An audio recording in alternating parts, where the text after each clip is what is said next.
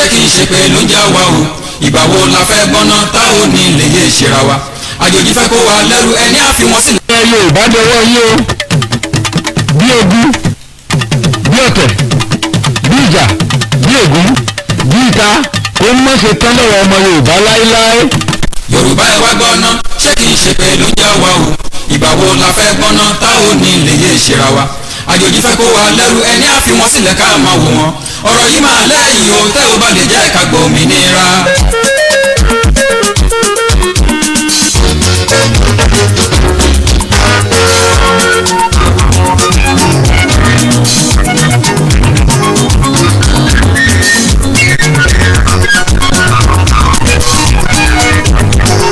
Yorùbá ẹ wá gbọ́ná ṣé kìí ṣe pé ló já wa o ìgbà wo la fẹ́ gbọ́ná tá ò ní lè yé ìṣera wa àjòjì fẹ́ kó wa lẹ́rú ẹni àfi wọ́n sílẹ̀ ká máa wò wọ́n ọ̀rọ̀ yìí máa lẹ́yìn o tẹ́ ò bá lè jẹ́ ká gbòmìnira. Yorùbá ẹ wá gbọ́ná ṣé kìí ṣe pé ló já wa o ìgbà wo la fẹ́ gbọ́ná tá ò ní lè yé ìṣera wa àjòjì fẹ́ kó wa lẹ́rú ẹni àfi wọ́n sílẹ̀ ká máa wò wọ́n ọ̀rọ̀ yìí máa lẹ́yìn o tẹ́ ò bá lè jẹ́ ká gbòmìnira. ẹ má bínú nẹ́tíwọ̀kì ẹ ló ṣe bákan. gbogbo ayé ló ń sunkún lórí ohun tó ń ṣẹlẹ̀ ní Nàìjíríà òkè bí eku mọ́ bẹ́ẹ̀ lẹ́yẹ òkè bí ọmọ ènìyàn fojoojúmọ́ kú níbi tó lọ́ba tó lè ẹsẹ̀ ní àmọ́ àwòrán abẹ́yìn òkè ìjọmọ Yorùbá ní. Yorùbá ẹ wá gbọ́ná ṣé kìí ṣe pé ló já wa o ìgbà wo la fẹ́ gbọ́ná báwo ní ilé ẹ̀ṣẹ̀ wa àjòjì fẹ́ kó wa lẹ́rù ẹni àfi wọ́n sílẹ̀ ká máa wò ọ̀rọ̀ yìí máa lẹ́yìn o tẹ́ ò bá lè jẹ́. yóò máa lẹ́yìn ọ̀rọ̀ yìí yóò máa lẹ́yìn àjàǹtì èlé yóò máa lẹ́yìn ọ̀rọ̀ yìí yóò máa lẹ́yìn àjàǹtì èlé. òmìnira ìrètí ọjọ́ pípẹ́ kí ló máa ń ṣàwá Yorùbá gan tá fi máa ń hùwà bí ẹni ò gbọ́n ìtìjú ńlá lélẹ́yìí o ẹ má jẹ́ ká ṣọ̀tẹ̀ síra wa.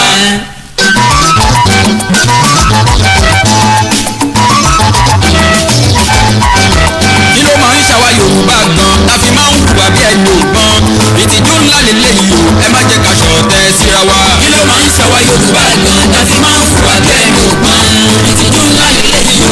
àkàndá àfi òní di introduction láàrin ìjà ẹ̀ka ni mímu tún ti dé ọmọ adúró fọ́tílé òtítà lé mọ́wọ́ lúwọ́ ọmọ rẹ̀ rò mẹ́sàn-án àní ajé àwọ̀ ẹni rẹ̀ ká mú pa ẹni rẹ̀ kọ̀ ó lòun ọ̀jáde ìdà lọ́kọ̀ tí ọ̀wà kọ̀ yìí ta ló fẹ́ sìpẹ̀ fún kádà kọ́ wà kọ̀kọ́ lórí odirí àwọn ìdà ń dòwèrè. gàdá fi ń hùwà bí ẹni ògùn. àkàndá mo ṣe ní ìlérí pé n ò ní fèsì àwọn agitétọ̀ yìí ìtìjú ńlá lélẹ́yìí ṣùgbọ́n bójú bá ṣe pé tá a bá yọ ọ́n ojú kò ní dá. ẹ má jẹ́ àṣọ ọ̀tẹ̀. not because of me but because of our royal fathers. kíra wa.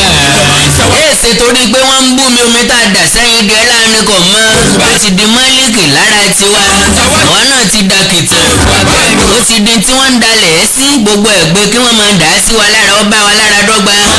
ìtìjú ńlá lélẹ́yìí o ẹ má jẹ́ ká. Yorùbá lọ wọ́n bọ̀ wọ́n ní wọ́n ń bú yẹ wọ́n ń bú bàbá ọlọ́jọ́ kú rẹ̀ pé ọjọ́ kú rẹ̀ ti pé ìwọ lọ ń yẹ.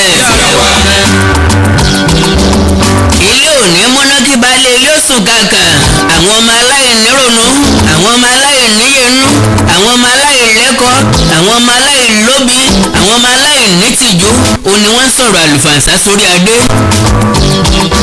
báwo lẹni bá wa sọ̀rọ̀ ṣá ò ní bára. àkàndá ni ó bú mi lẹ́yìn mi ìfà ló kó bẹ́ẹ̀ yẹn bá dánwò lójú mi yọkàn dénú yọ. ọ̀rọ̀ ni. àwọn ọmọ tá a bá nídìí ẹ̀wọ̀n ò ní lárí kan pàtó. máa ń ṣàwá Yorùbá mi. irun kún ẹ̀sọ́ ya èròjà wèrè ti ń pé díẹ̀díẹ̀ èyí tí ò sí yàálẹ̀ ó fi gbogbo ẹnu sírun. wàbí alẹ́ ló máa ń ṣàwá Yorùbá gan láti máa ń hùwà bí ẹni ò gbọ́n ìtìjú ńlá lélẹ́yìí o ẹ má jẹ́ ká ṣọ̀tẹ̀ síra wa. Saheed ire oko lọ bá wà kọ́ sẹ́rí wálé. Yorùbá sì ń dàgbà. àjò lọ bá wà kọ́ dẹ̀yìn bọ̀. ọlọ́gbọ́n ẹ̀wà Yorùbá ń kéré. àìlèjà nílẹ̀ bàbá mi ò dé bíbẹ̀ èèyàn bá lè jọ dán wájú ta lé bàbá ẹni ìgbèjà ẹni sẹ́rí wálé. sáùtì ẹ̀ mi ò fẹ́ gbọ́ wípé wọ́n sọ fún ọ lẹ́yìn ìtàbọ̀ ọgbọ́ tàbí ohun gbọ́. ìdádúró ni àbí kíni. etí kọ̀ wá gbọ́rọ̀ ẹnu mi. ìwà ìyẹn burú afájọ́ àlàsé jòójòjà. ló máa ń ṣàwá Yorùbá gan láti máa ń hùwà bí ẹni ò gbọ́n ìtìjú ńlá lélẹ́yìí o ẹ má jẹ́ gẹ̀gẹ́ ìṣẹ́gbẹ́ gògóńgò. ká má jà síra wa.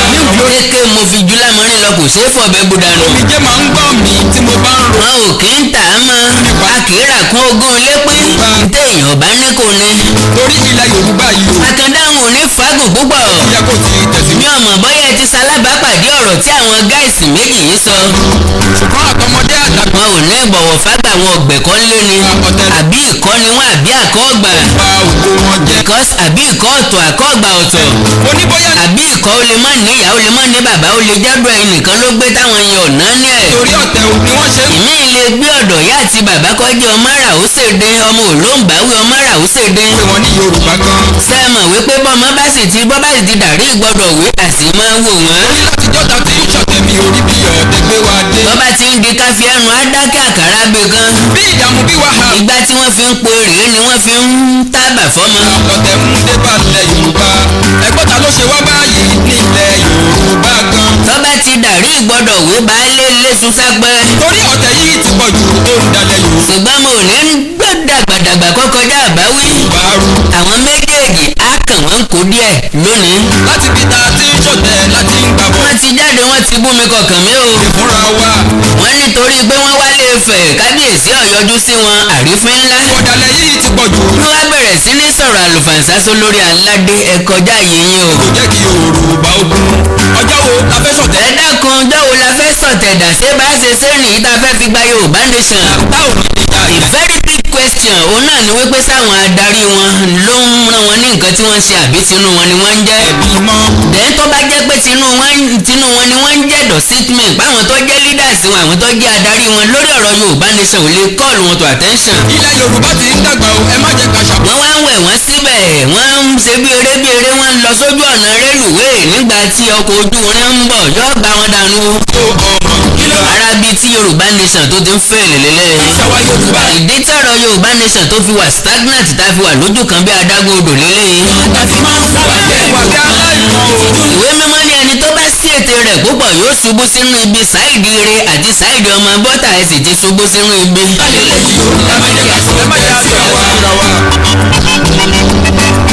bákan náà lọ sọ pé ẹnikẹ́ni tó bá kórìíra ìbáwí ẹranko ni sílé tó yàtọ̀ sẹ́ranko nínú àwọn méjèèjì. àwa ìsọmọ àlè àìsọmọ rélé lọ gbèsè wá àwọn ọmọ bínúbínú ọ̀tọ̀ dùnàdùnà ọ̀tọ̀ rélé lọ mẹ́sì wá ọ̀tọ̀. a ti fẹ́ sìgbè fún dàkọ́wà kòkó lórí odirí àwọn ìdá ń jòwèrè. àti Saheed ire àti Saheed ibi àtọmọ bọ́tà àtọ́jọ́ wọn pákó tí pẹ̀rẹ̀ lọ́mọ bọ́tà àwọn méjèèjì mo fẹ́ bá wí. lórúkọ jẹ́. olóṣogùn kàmọ́ tí ó jẹ́wọ́ máa bèrè ní sáságbé dákùnsẹ́ ní wọ́dí ẹ̀yẹ fóun ò fẹ́ jẹ. àbí kí ni ká ti gbọ́ òun káwa gan làwọn. ohun tó wá tójú sún mi ń bẹ̀ ni pé ìràwọ̀ èkùrọ̀ ọba sogese ní wẹgbẹ́ rẹ̀ lórí sáà. Saheed ire kí ló dé tákó arápà rẹ̀ ń fi tó sọdún. ó ní ká ti bí ọdẹ. kí ló dé tí ọ̀bùnrà ìrẹ̀ rẹ̀ ń fi tọ̀ ló gbà. ká máa ṣe jàmbá. ẹ bá ń wí fákó arápá pé ó pé kó yé fi tọ́ sọdún mọ́ o. ìràwọ̀ ẹ wí fún ọ̀bùnrà ìrẹ̀ wọn pé kí wọ́n yé fi tọ̀ ló gbà. kátorí kálédèbò ká máa jẹra wa lẹ́sẹ̀ tó dáa. ọmọ Yorùbá ò lè sùn kí wọ́n ro bí Yorùbá ṣe dáa. gbogbo nǹkan foríro bí wọn ó ṣe sọmọ làkejì náà gbélé. gbọ̀ngàn foríro bí wọ́n ó ṣe sọmọ làkejì. wẹ́ẹ̀lì ikọ́ wíwó ológbò wọn kì í ṣàfihàn ìran bàbá wọn ní wúkọ́ fẹ́. pọ́nmọ ọjọ́ ṣòkòtò yọjọ́ kíjìpá ibi méjì àwọn òbí wa ní kálukú wa. láyé la ọmọdé tó bá ti yára gbà fín agbó àgbà pèpó lẹ́yìn àgbà àgbà ń bọ̀ wá kàn ọ́. ọmọdé tó lẹ́nu àgbà tó lójú àgbà jìnlọ̀rọ̀ àwọn méjèèjì àdúrà kọ́mọkùn kékeré la gbà fún. ìyá káwa yóò. tó mójú àgbàjì òun náà ó rè. àṣírà wa. ẹlẹ́dẹ̀ ní màá mi mú mi mọ̀ ń gún imú yín mọ̀ ń gún. ṣé bí ó yẹ ká. ìyá rẹ̀ ní sùúrù. ẹ parapọ̀. ń gbọ́ ya ọ̀nà ni máa mi mú tèmi náà ti ń gùn bí tọ̀dọ̀ yín. àwọn bí Yorùbá. ìyá rẹ̀ ní mo sọ fọ́njọ́ ní pé kò ní sùúrù. bá ṣe dáa. Yorùbá ẹ ò dẹjọ. kẹ́ ẹ jẹ́ kájọ fèrò sí i. bàbá ẹni tó fẹ́ gòkè kẹ́ ẹ jẹ́ kájọ tì í lẹ́yìn o. ẹ jẹ́ kájọ fèrò sí i. bàbá ẹni tó fẹ́ gòkè. kí lọ́ọ̀ni ṣe fún yín kí ló lórí aládé ṣe fún yín wọn ìjọba lọ́jọba ni wọn èyí ní wọn yìí ń jẹ́ pàtàkì lọ́jẹ́ pàtàkì wọn èyí lókìkí ló lókìkí. ẹ jẹ́ kájọ tì í lẹ́yìn o. pẹ̀lẹ́ ló bí ọlákọ̀rù. torí kò báwọn ọba aládé wọ̀nyí bá ṣẹ̀ a lè bá wọn wí ṣùgbọ́n ó ní ọ̀nà tá a fi bá wọn wí. ayé ló ń wò wá bí ẹni tí. ẹ̀yin èèyàn kẹ́mi àkàndá ọmọ dá láṣejù. ọpọlọ ẹ má jẹ́ ká gbàgbé òkà òkè sọmọ àlè o. àgbàdo òṣùwọ̀n a sì rọ́mọ lẹ́yìn rẹ̀. Ọọ̀ni tílé Ifẹ̀ kì í ṣe olóṣèlú kì í ṣe PDP kì í ṣe APC kì í ṣe Labour. ṣùgbọ́n gbogbo àwọn olóṣèlú orílẹ̀-èdè Nàìjíríà ni wọ́n máa ń wá sílé Ifẹ̀ láti wá gba àdúrà àti ìre lẹ́nu Ọọ̀ni tílé Ifẹ̀. ìdí ni pé Ọọ̀ni tílé Ifẹ̀ kì í ṣe ọba kékeré kì í ṣe ọba téèyàn rí fín. ilé ìsinimá kan Aláàfin ò sí rí fín o ti rójú ẹkùn sí. ẹ má wàá torí wípé ọ̀lẹ̀ òdùn ká ẹ fi kára mẹ́wé. má torí wípé ọ̀nà ilé Ifẹ̀ jẹ́ǹtù òtútù kò ní sọ̀rọ̀ kò ní fèsì kẹ́ mọ wá fàbùkù àtẹ̀gbẹ́ tí ò ní di kan kábíyèsí. agbára yóò pọ̀jù mi. dada oléjà àbúrò tó gbójú mẹ́lẹ̀ rẹpẹtẹ o. mo ti láwọn èèyàn tí wọ́n ti dá yín lóhùn rẹpẹtẹ. tẹ́mi àkàndọ́ kan wá fàṣẹ sí i torí pé ẹnu àgbà ló bè é gbó.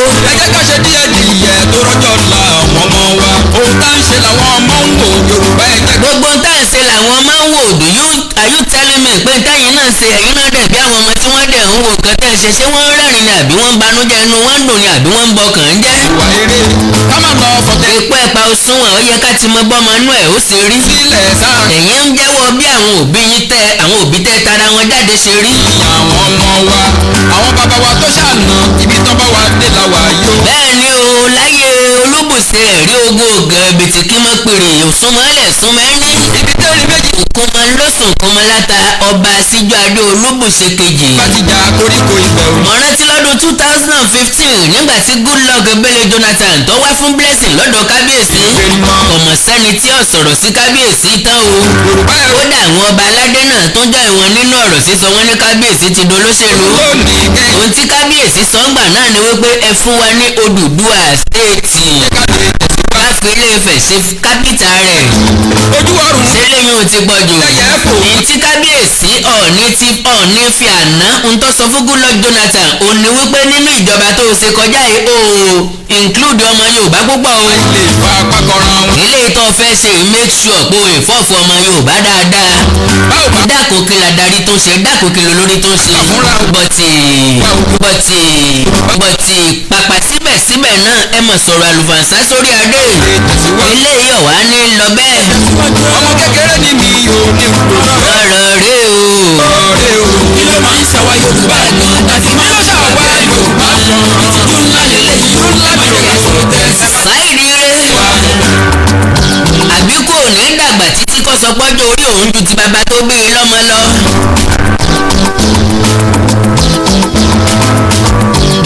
tá ò bá gbàgbé ọ̀wọ́ ìlàkàndá kí n mọ́ sọ̀rọ̀ jù torí wọn fẹ́ pẹ́ lórí ètò yìí.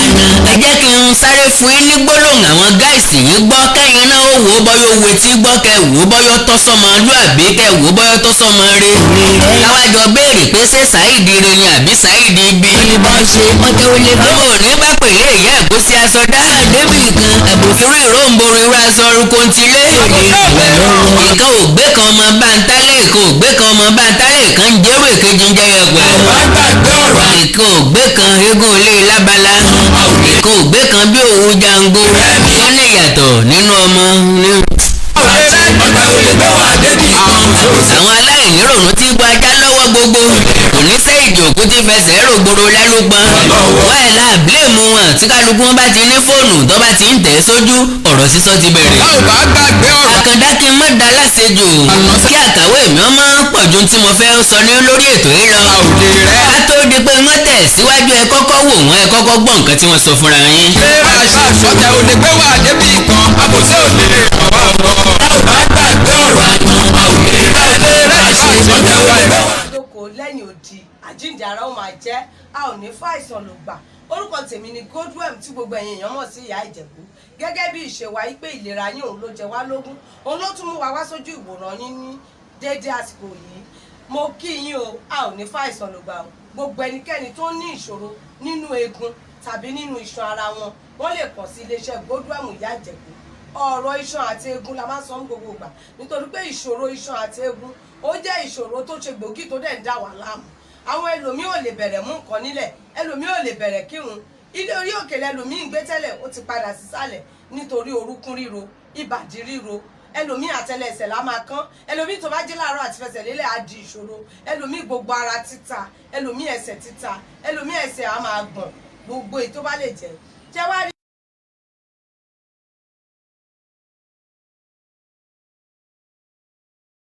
èyíkéyìí tẹ́ ẹ̀ bá ní bó sì jẹ́ gáùtù ni gbogbo ẹ̀ lágbára Ọlọ́run ká ẹlòmíì arthritis ẹ̀ ọmọ ọwọ́ ló ti máa tọ́ ọmọ ọwọ́ ẹ̀ á máa wú tá a máa dùn ẹlòmíì á máa sọ fún ẹ pé èjìká ló ń dùn òun ẹlòmíì ìbàdí ẹlòmíì orúnkún ẹ̀ á máa wú gbogbo èyí tó bá lè jẹ́ iléeṣẹ́ Goldwem ìyá Ìjẹ̀bú last bus stop yìí ni lórí ọ̀rọ̀ arthritis yìnyẹn. bákan náà ni ẹ̀yin ọkùnrin tẹ ní ìṣòro tó jẹ́ kùdìẹ̀kùdìẹ̀ tá à ń pè ní prostate enlargement táwọn Yorùbá ń pè ní ìsétọ̀. Prostate enlargement àmì méjì ló mú wa. Ẹlòmíì ò ní rí tọ̀tọ̀ rárá, ẹlòmíì tó bá fẹ́ tọ̀ á máa rí ìnira, ṣùgbọ́n ẹlòmíì tó bá ní ìtọ̀ púpọ̀ jù ni á máa tọ̀ léra wọn, ó lè tọ̀ lẹ́ẹ̀mẹwàá kílẹ̀ ò tó mọ́, ẹlòmíì kò tó débi tó máa tọ̀ sí ìtọ̀ yá ti máa jábọ́, ṣùgbọ́n kí wá ṣe prostate enlargement nìkan ló lè fà á kí wọ́n máa tọ̀ púpọ̀, torí prostate enlargement ọkùnrin nìkan ló ń ṣe, ṣùgbọ́n ìṣòro ìtọ̀ púpọ̀ ó lè ṣe obìnrin náà. Obìnrin tó bá ní bladder infection àbí weakness of bladder òun náà lè máa tọ̀ púpọ̀ jù. Ẹlòmíì á ní infection tó ti pẹ́, ó lè jẹ́ kó máa tọ̀ púpọ̀ jù. Ẹlòmíì dẹ̀rẹ̀ diabetes insipidus tó ń pè ní àtọ̀gbẹ ló fà á tó fi ń tọ̀ púpọ̀ jù. So tẹ́ bá ti ń rí irú àwọn àmì gbogbo yín náà lẹ lè kàn sí iléeṣẹ́ Godwem Ìjẹ̀bú. Bákan náà ni àwọn ìṣòro tó ń affect àwọn ọkùnrin wa tí ò ní lè jẹ́ kó ṣojúṣe wọn nínú ilé, tó máa di kó máa ka newspaper lálẹ́. Gbogbo àwọn ìṣòro tó lè fà bíi weak erection, premature ejaculation, jẹ̀dí ni. A ní 3-in-1 kan ní iléeṣẹ́ Godwem Ìjẹ̀bú tó jẹ́ pé ó dára fún àwọn ọkùnrin wa tó lè máa lò tó máa tún àgọ́ ara wọn ṣe. Á kọ̀rẹ́ẹ̀tì ìṣòro tẹ̀ níyẹn ni tó yẹ pé ìṣòro yẹn á kú òǹbẹ pẹ̀lú ògo Ọlọ́run. Bákan náà ni hepatitis tó ń ṣe ooru inú ẹ̀dọ̀, a máa ń mẹ́nubà ń gbogbo gbà. Ìdí tí mo dẹ̀ fi mẹ́nubà ni pé wọ́n ti sọ pé kò gbóògùn, ṣùgbọ́n Ọlọ́run ti fún wa ní ewé àtegbò tó lè bá wa bójútó hepatitis tí ń ṣe ooru inú ẹ̀dọ̀ tẹ̀ níyẹn. Ooru inú ẹ̀dọ̀ ni, ṣùgbọ́n ó lè fà á kí pains wa máa dìde nínú, ó lè lead sí liver problem tá a bá tètè bójútó. Ẹlòmíì dẹ̀rẹ̀ ó lè jẹ́ kẹ́yìn ojú ẹ̀ máa yẹ́lò, ó lè jẹ́ kíto ẹ̀ máa yẹ́lò, ṣùgbọ́n ẹlòmíì ẹyin ojú ẹ̀ lè máa yẹ́lò, kíto ẹ̀ máa yẹ́lò kó jẹ́ jaundice lòun ní o. Ẹlòmíì inú ẹ̀ lè máa ga kó jẹ́ enlarged liver lòun ní o. Torí ìdí èyí ó máa ń dára ká ṣe àyẹ̀wò. Ẹnikẹ́ni tó bá ti rí kùdìẹ̀kudiẹ ẹ jẹ́ kí wọ́n ṣe àyẹ̀wò kí wọ́n mọ kí ló dé, kí nìkan tó ń ṣe àwọn, ìyẹn ló máa jẹ́ ká mọ irú ọ̀nà tá a máa gbà ràn wọ́n lọ́wọ́. Pákéjì ti wà lóríṣiríṣi fún rheumatoid arthritis, fún prostate enlargement, even fún prostate cancer. Tí wọ́n bá ní prostate cancer ó lè máa tọ̀ kíto ẹ̀ kó máa ní ẹ̀jẹ̀ nínú àbí kó máa ní ìrora. Èkéyìí tí ìbàjẹ́ Ọlọ́run Elédùmarè ti fún wa lágbára láti fi òpin sí. Ẹ̀rọ ìbánisọ̀rọ̀ mi ní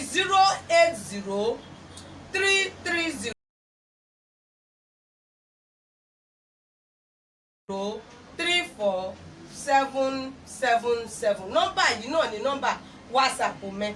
Kò sí ibi tí ẹ̀dẹ̀ wà tí oògùn wa ò ní dé. Gbogbo ẹ̀yin náà tẹ̀ tí ń gbalẹ̀ máa jẹ́rìí sí ibikíbi tẹ́ wà, bó jẹ́ US, bó jẹ́ Canada, bó jẹ́ UK, wherever you are, oògùn yìí máa dé ọ̀dọ̀ yín. Ibikíbi tẹ́ lè wà nílẹ̀ adúláwọ̀ ni, nínú Nàìjíríà ń bí ni, gbogbo ibikíbi tí ẹ wà, bó jẹ́ Èkó ni, Ìbàdàn ni, Àbújá ni, Port Harcourt ni, wherever you are, oògùn wa máa dé ọ̀dọ̀ ẹ pẹ̀lú ògo Ọlọ́run. Ẹ má ṣe gbàgbé ẹ̀rọ ìbánisọ̀rọ̀ mi tí ń ṣe 080-330-3477. Òun náà ni WhatsApp nọ́mbà mi, ẹ má ṣe gbàgbé. Pẹ̀lú ògo Ọlọ́run, last bus stop yín ni Godwem Ìjẹ̀bú. Àlàáfíà lójú o. Ìyá Kórèdé ni ẹ máa bọ̀ o fún gbogbo electronics tó jẹ́ ti LG, deep freezer, plasma TV lónìrànràn, gas cooker, home theatre, air conditioner.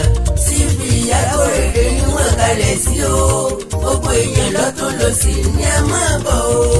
TB Akorede and Sons Nigeria Limited àwọn ló ní LG main showroom, alágbàtà kan gbòógì, the main distributor fún iléeṣẹ́ LG, tó fi jẹ́ pé iye tẹ́ ẹ máa kó ní iléeṣẹ́ LG náà lẹ́ máa bá ní TB Akorede and Sons Nigeria Limited. Pàápàá jùlọ ẹ̀yin alára tó tà, ẹ má wulẹ̀ rìn jìnnà tẹ̀sẹ̀ bú ẹ̀rọ fọ̀fọ́rí la àpáta káàkiri mọ́. TB Akorede and Sons Nigeria Limited ni ẹ máa bọ̀ tààràtà fún gbogbo electronics tó jẹ́ ti LG, plasma TV, LED, home theatre, air conditioner, gas cooker, washing machine, deep freezer, fridge, fan, generator àti bẹ́ẹ̀ bẹ́ẹ̀ lọ. Bákan náà ni wọ́n ń ta imported furniture, ilẹ̀kùn alárànbarà látòkè òkun, jacuzzi, water closet, chandelier àti bẹ́ẹ̀ bẹ́ẹ̀ lọ. Ojúlówó pẹ̀lú guarantee ni gbogbo ń tẹ́ ẹ bá rà ní main showroom. TB Akorede and Sons Nigeria Limited head office wọn wà ní dojúkọ Baptist High School, Adékẹ́, Ìwó, ìpínlẹ̀ Ọ̀ṣun. Ẹ̀ka iléeṣẹ́ wọn ń bẹ ní number 26 Dùgbẹ́ Akálà Road, Ìbàdàn, ìpínlẹ̀ Ọ̀yọ́, àti ní Ọ̀fàgbéwésà Road, Òṣogbo, ìpínlẹ̀ Ọ̀ṣun. Gmail tbakoredeandsons@gmail.com. ẹ̀rọ ìbánisọ̀rọ̀ yìí ni ká ẹ fi kàn sí wọn 0814-818-3491 tàbí 0810 081477229 TB Akorede and Sons Nigeria Limited. Gbogbo tẹ́ ẹ fẹ́ wá lọ Sókótó àpò ṣòkòtò yín lọ́wọ́ ọlọ́ngbọ́. TB Akorede ni wọ́n kalẹ̀ sí o gbogbo èèyàn lọ́tún lọ́sì ní ẹ máa bọ̀ o. tẹ̀yin bá ń fẹ́ ilé. Wọ́n bá ń ṣe pẹ̀lú garanti. Àyè wà tẹ́ ẹ bá fẹ́ sanwó lẹ́ẹ̀kan tàbí díẹ̀díẹ̀. Tẹ́ ẹ bá ti kọ́kọ́ san 60%. Ẹ sì san yòókù láàrin oṣù méjì sí mẹ́ta. Astor Global Building and Estate Contractor tó pójú owó ni wọ́n. Wọ́n ń bá ní kọ́lé wọ́n ń bá ní kọ́lé iṣẹ́. Wiring Contractor tún ni wọ́n. Bóyá ẹ fẹ́ ṣe fence wire security. Gate remote installation. Burglary alarm installation. Air conditioner installation. CCTV cameras installation àti bẹ́ẹ̀ bẹ́ẹ̀ lọ. Ẹ̀yẹ tí ó doríkodò bí àdán ò tún sí mọ́. Olókìtì bí ọ̀bọ́sọ̀ wọn láwùjọ ẹranko. Astor Global Electrical Engineering Limited. Wọ́n wà ní number 101244 Àjọkẹ́ Akínbámi Street Ọ̀pẹ́bí Ìkẹjà Lagos. Àti ní opposite Baptist High School Adékẹ́ area Ìwó ìpínlẹ̀ Ọ̀ṣun. Email astorglobal@gmail.com. Telephone 0814-818-3491 tàbí 0810-814-7729. Astor Global Electrical Engineering Limited. Tested and trusted electrical engineering contractor tí ọ̀lẹ́jà ń bá kàn nú. Astor Global Electrical Engineering ńlọgá o. Well, oríṣiríṣi àwọn èèyàn ló ń comment. Máa kan ló ń jẹ́ Ọ̀túnba Ismail Lawan. Ó ń ṣépè fọ́ọ̀ni. Majority àwọn guys tó máa ń ṣe program lórí tó ń ṣe show nǹkan kan yìí wọ́n ní different profile pẹ̀lú oríṣiríṣi orúkọ because ẹni tó pèrè ẹ̀ lọ́túnba tí kì í bá sọ̀túnba ìnagijẹ́ ajẹ́bì kan náà ti fi jọ ọ̀túnba ìnagijẹ́ ni. I'm very very sure of that. Ẹni tí wọ́n bá fi jẹ ọ̀túnba níbi kan bọ́yọ̀ fi dá lọ́lá tàbójóyè ìdílé kò ní lanu ẹ̀pọ̀n gàlà kó bó lórí aládé. Well, gẹ́gẹ́ mo sọ ẹgbọ́n nǹkan tí wọ́n sọ jẹ́ kí n bẹ̀rẹ̀ látòrí Saheed ọmọ bọ́tà. Kò ní dáa fún Tinubu, kò ní dáa fún gbogbo ẹ̀yin ọba òfò atókùmátò atókùmákù amọ̀nàrún má lọ tí ẹ̀ ń sọ́pọ̀tì Tinubu.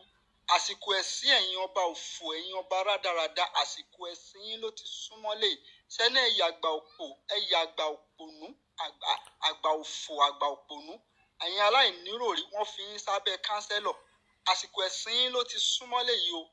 Tinubu fúnra rẹ̀ ti fẹnu ara ẹ̀ sọ pé òun fẹ́ fi ìran Yorùbá sínú oko ẹrú.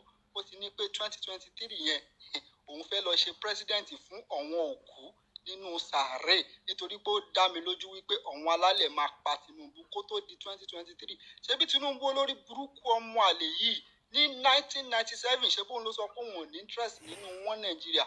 Olórí burúkú ara ẹ̀ ó ti wá fi bullion fan ó ti fi ń gbé owó ó ti jẹjẹkújẹ ó ti jẹ àràmù ó wá ń pariwo wọn Nàìjíríà. Gbogbo ẹ̀yin ọba òpònú ẹ̀yin ọba òṣì ẹ̀yin kò tí ẹ lè dùn mí fún yín ìgbà tó bá ń bóra tágbà àgbàlagbà ọba àgbàlagbà tó ń bóra tó ń gbàyàwó ọmọ 25 ọmọ 30 years ṣé irú ọgbọ́n wo lẹ fẹ́ bá inú orú òpònú ọba bẹ́ẹ̀ irú ọgbọ́n wo lẹ àbíṣọ́ba tí ò níyàwó láàfin ọba tíyàwó kọ̀lẹ̀ ọgbọ́n wo ló wà ní irú orí ọba bẹ́ẹ̀ yẹn. Kò ní dá fún Tinubu kò ní dá fẹ́yìn ọba òfò yìí. Àsìkò ẹ̀sìn ẹ̀yin ọba yìí ló dé nísìn àsìkò ẹ̀sìn yín ló dé ẹ̀yin òpònú aláìníròrí wọ́n fi yín sábẹ́ kánsẹ́lọ̀ ẹ̀ńdàgbádá òfò kiri. Àwọn tó kọ̀ tí wọn ò sọ̀rọ̀ lánàá ṣé wọn ò kú ni. Táyì náà bá sọ̀rọ̀ ẹ máa kú bẹ́ẹ̀ sọ̀rọ̀ ẹ máa kú ẹ máa wò ẹ ṣẹ̀ṣẹ̀ bẹ̀rẹ̀ ní o. Ọba mélòó ló ti kú nínú yín nísìn? Ọba bíi 15 ó ti kú nínú yín àtọ̀wọn olórí burúkú tẹjọ́ ń ṣèjọba. Àsìkò ẹ̀sìn yín ló dé àsìkò tá à ń dúró dè lélẹ̀. Ọ̀rọ̀ tí Akúwárápá mi ń sọ àtòdì ọ̀run ló ti wá. Tẹ́lẹ̀tẹ́lẹ̀ tá à ń ṣe sùúrù tá à ń lẹ̀ wọ́n ń tẹ̀ wá ni wọ́n ń tẹ̀ wá nínú. Adúpẹ́ lọ́wọ́ Elédùà àsìkò ló tó báyìí. Adúpẹ́ lọ́wọ́ Elédùà pé ọ̀dà ti wá láti above nísìn kí ọba kọ́ba ọba òfò ọba rádaràda kan kó sọ wípé òun fẹ́ fira òun ṣẹ̀sín kó polówó Tinubu kó polówó Tinubu. Bọ́ọ̀lù là ń gbá o 2022 yìí máàṣì là ń gbá 2022 yìí máàṣì là ń gbá.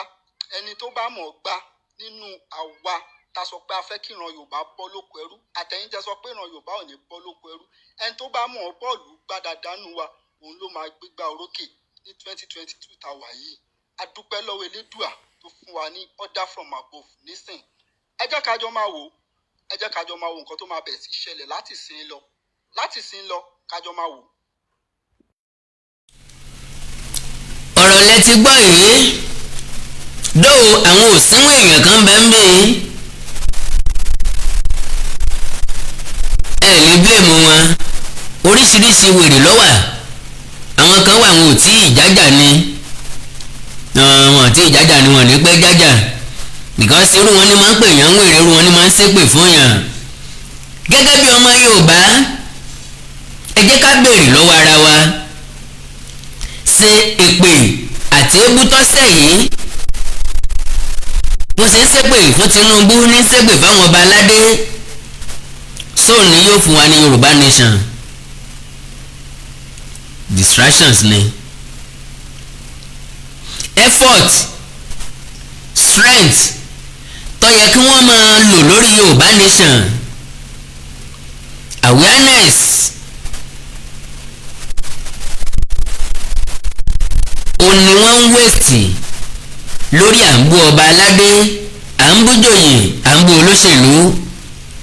àwọn ìdí pàtàkì inú táwa kọ̀ọ̀kan fi jáde kúrò nínú agitator because àwọn eléyìí máa kéèrè igi yíyàn lára kéèrè igi òbí lára ni wọ́n máa ta ẹrẹ̀ síyàn lára wọ́n máa kó ẹ̀gbin rẹ̀ yàn lára wọ́n wá jẹ́ kán máa fi ojú kan náà wò wá àrífín oríṣiríṣi máa wá ta léèyàn lára. now nínú ọ̀rọ̀ tọ́mọ bọ̀ tí sọ yìí èwo ló mọ ọpọlọ dání bẹ́ẹ̀ nothing. ẹ ò bó ṣe ń sọ̀rọ̀ sọ ẹ ò bó ṣe ń ṣépè fún ọ bí ẹni pàwọn ni wọ́n hò dílé ayé ẹ̀ ẹnìkan kan ọ̀dẹ̀ disturb ẹnìkankan ìwọ ni kò dárakunra já iṣẹ́ mọ́ṣẹ́ wá iṣẹ́ kúnṣẹ́ tí iṣẹ́ ọwọ́ rẹ̀ ò bá tó jẹ ẹni ìṣẹ́ṣẹ́ ìní máa ń bú olówó ẹni ìyà ń jẹ ìní máa ń fojú olóògùn owó wo gbogbo èèyàn ẹni tí ò rí ṣe ìní máa ń bínú ẹni ó rí ṣe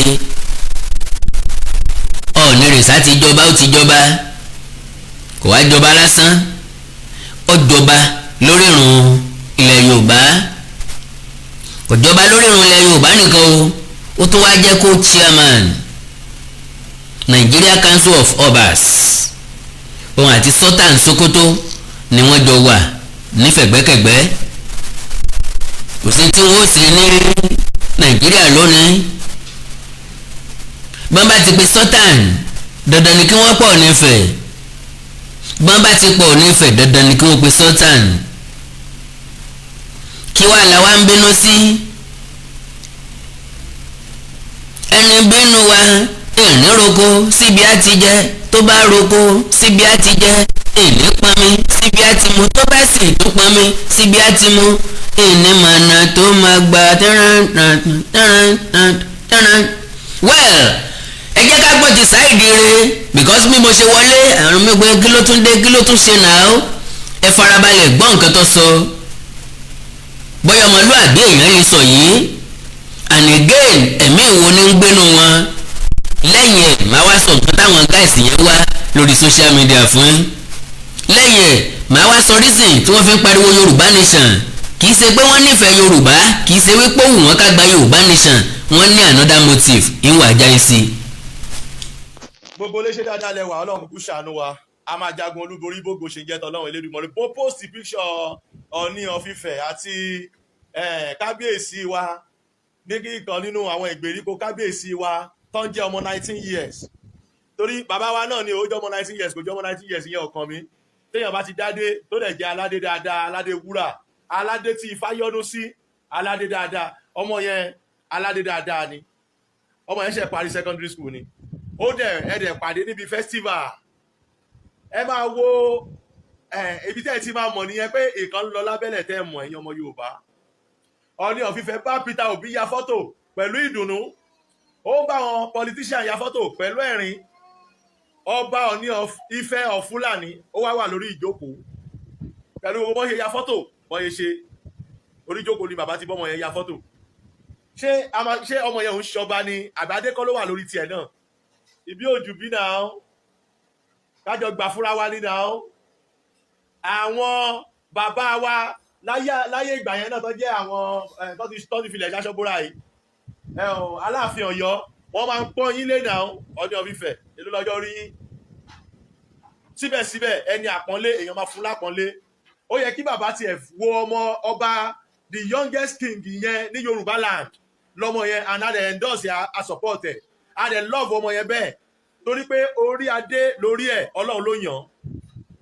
Ó wá ń ya fọ́tò pẹ̀lú yín lórí ìdúró ẹ̀yin dẹ̀ jókòó. Ọmọ lọmọ yẹn o, mo gbà fọ́mọ yẹn jù yín lọ ní of Ifẹ̀, mo pọ́n ọmọ yẹn lé jù yín lọ, mo gbà fọ́mọ yẹn jù yín lọ torí mo rí àṣẹ Ọlọ́run ọba lára ọmọ yẹn ju ti yín lọ Ọọ̀ni of Ifẹ̀ of Fúlàní. Kí ló dé? Tẹ́ bá ṣe wá wò pé kì í ṣe ọba Oǹdó bọ̀ tí ibi kan náà ti fi ọmọ yẹn jẹ́ ọba lọ́ba ń jẹ́ ọba dẹ̀ ba lórí ohun gbogbo ni. Tó bá jẹ́ pé ọba tí Ifá yàn tí àwọn onílẹ̀ tọ́yàn ọmọ yẹn pọ́n yín ló wá kí yín orí ìjókòó lẹ ti wájọ ya fọ́tò wọ́n sì ń post ẹ̀ bẹ́ẹ̀. Bọ̀ ẹ̀ ń bá àwọn politician ya fọ́tò ẹ̀ smile torí pé wọ́n ti gbówó wá.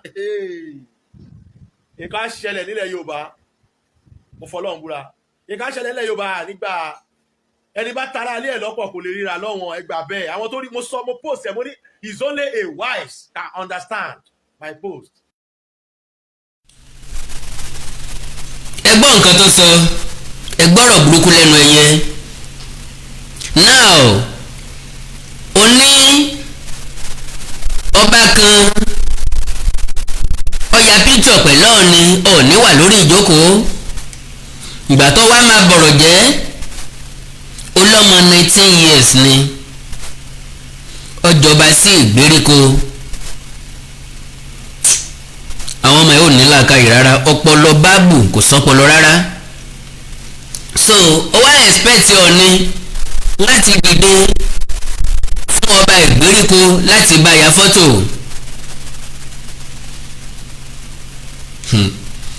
Ọwá ló dìde láti bá Peter Obi ya fọ́tò. Tí ó bá dìde bá Peter Obi ya fọ́tò, you be the first person láti jáde pé ká ní Tinubu ni yóò dìde bá ya fọ́tò ni o torí bó ti jẹ́ Peter Obi ni ò jẹ́ kó dìde o.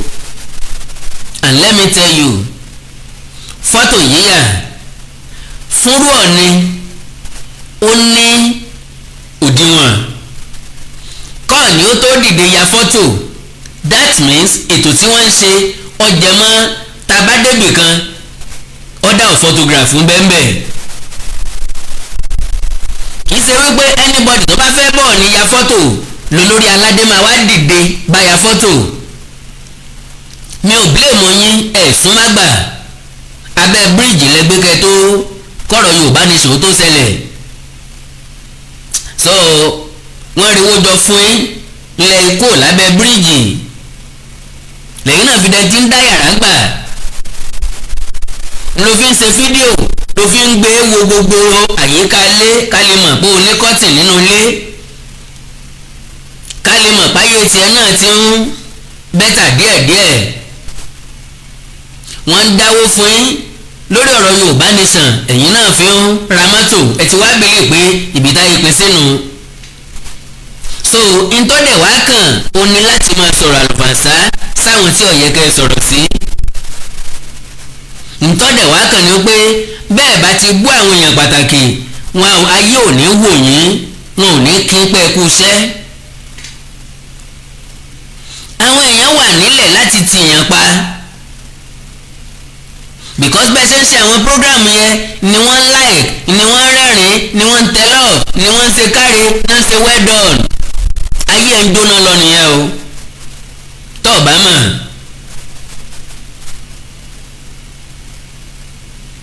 Láti mọ̀ pé ìbí òjòbí bá a ṣe bẹ́rù la bọ́mọ fọ́mọ 19 years ọba ìgbèríko pẹ̀lú Ọọ̀ni Ifẹ̀ ó wà insulting. gẹ̀gẹ́ sẹ́gbẹ́ gògóńgò ọ̀gbọ́n bá ṣe máa ń kí Ọọ̀ni Ifẹ̀ ní ọba tí gbàdọ̀bálẹ̀ ọba. Ọọ̀ni òní wà lórí ìjókòó kọ́ bá mi ó tún ẹsẹ̀ wọlé wá yọ́yà lọ dọ̀bálẹ̀ ni o. wọ́n bẹ́tà kó ti wà lórí ìjókòó kọ́ Ọọ̀ni ó tó dé. they no born you well. Ọọ̀ni ti wà lórí ìjókòó ń bì kan ọba kan wá dé ọ̀tẹ̀ pàdé dandan ní kọ́ lọ dọ̀bálẹ̀ kọ́ Ọọ̀ni. ọba tí gbàdọ̀bálẹ̀ ọba ni òye ni òye torí pẹ́yìn ọ̀gbá àfin ẹ̀ súnmọ́ àfin. ìwà bí àgàn náà tán lára yín torí ìmúkúmu tẹ́ mu ìfàkúfà tẹ́ ń fà ságbárí. ilẹ̀ fi lérò pé jàgídíjàgan ilẹ̀ fẹ́ fi gba Yorùbá nation. ẹ̀yin lẹ̀ já kò lójú kan ẹ̀yin lẹ̀ jẹ́ kó wúyàn lórí mọ́. ẹ̀yin lẹ̀ lé àwọn èèyàn jáde kúrò nínú Yorùbá nation bóyá ẹ̀yin ò mọ̀ pé ọ̀pọ̀lọpọ̀ èèyàn ti jáde kúrò ń bẹ̀. àwọn tó ní interest tẹ́lẹ̀ ti lose interest. náà ṣé bọ́n ṣe ń bú ṣe máa búra wọn bẹ̀ náà lélẹ̀ ẹ wo mi ò ní time fún gbogbo nonsense ó jáde majority ló ti jáde. ẹ wá kú wórówóró ẹ wá ń ṣe rálì káàkiri ẹ múra mega rally lọ́ọ̀tọ́bà 1st ọlọ́run ó fún ṣe. bàbá bá Yorùbá nation ẹnu ọmọ ọ̀gbàyà pàdé mọ́ ó sorí pààlà ó sàtàrí pòóló akọyin sí ìyẹn ni ò gbọdọ̀ panilẹ́rìn. Yorùbá ní ọmọ tó gbé ìyá ẹ̀ lẹ́yìn kò sí alágbàpọ́n kan tí yóò pọn tí wọ́n sọ pé ọkárí bó ṣe yẹ kéèyàn ó gbé yẹn nu. ẹ wá ń bú ọba aládé tìdùnnú tìdùnnú ẹ ń bú àwọn àgbà tìdùnnú tìdùnnú àwọn èèyàn kan sì ń yìnyín ó ti túmọ̀ sí pé oríṣiríṣi èèyàn níbẹ̀ lórí ẹ̀rọ ayélujára. now ẹ ṣépè ẹ bẹ́ẹ̀ bú kí nìyẹn wá change nínú ìgbésí ayé yín ẹ̀ ń wá traffic lórí social media. because àwọn tí inú ń bí tẹ́lẹ̀tẹ́lẹ̀ tí wọ́n fọkàn sí pé ọba aládé kan ni ọ̀já yí àwọn ọ̀dà Ọọ̀ni tó gbèsè ayé ẹ̀ sí tẹ́lẹ̀ kó tó dórí àpèrè ọba ni àtọ́ba tẹ́lẹ̀ kó tó wá dádé òrìnkílẹ̀ omi tìtì ọ̀gbọ́kọ rẹ̀ ni ọ̀lẹ́wà lówó ọ̀lẹ́wà ó tún lówó orí bó ṣe ánsọ́ọ̀mù ni ṣé kò máa mú ọba wù ọ́ jẹ bó bá láǹfààní àti súnmọ́ ni tó bá wojú ẹ̀ lọ́ọ̀kan orí ẹ̀ ó máa wú yóò wù ọ́ pé ìwọ ọlọ́run kaná sì ń jọba ń lé wa báyìí ó fẹ́ lè lọ́pọ̀ bàlúyín. ṣùgbọ́n ìfagídí wá recognition wá lọ gbé píǹtì Oríyọmí Hamsat ọlọgbé iwájú ẹ̀ bá ti ẹ̀jọ́ sọ̀rọ̀ rí bíi ti ẹ̀ ní nọ́mbà wọn rí bá ti òun ndọ́gbọ́n àtàṣe ara ẹ̀ móríyọmí. I trust him now. Oyin bá wọn tọ́ọ̀gì sí báyìí tí ẹjọ́ sọ̀rọ̀ rí ẹni tó bá ń ṣe ń tọ́ da ìwọ kọ́ lọ́sẹ̀sẹ̀ sọ pé Oríyọmí Hamsat ń ṣe ń tọ́ da àbí kò ṣe ń tọ́ da ọ̀rọ̀ tiẹ̀ kọ́ ni yọ ẹ̀sẹ̀ sọ ni ọ̀jẹ̀ kọ́ mọ̀ wípé àwọn èèyàn yìn àbáwọn èèyàn yìn ń ìṣe ọwọ́ kálukú ló máa ròyìn kálukú. ibi Oríyọmí gbé tiẹ̀ dé ìwọ náà gbìyànjú gbé tiẹ̀ dé ààfù bẹ̀. now irú èèyàn wo ni Saheed rí kí ni Saheed rí ń wá lórí social media. mo sọ̀rọ̀ kan jò ní mo ló ti ṣẹ̀wọ̀n rí láti Ìpẹ̀tù Ìjẹ̀ṣà ìlú Ẹ̀nu. mo wá béèrè wípé kí ló gbé rẹ̀ wọ̀n. now olórin ni tẹ́lẹ̀ ó lóun kọrin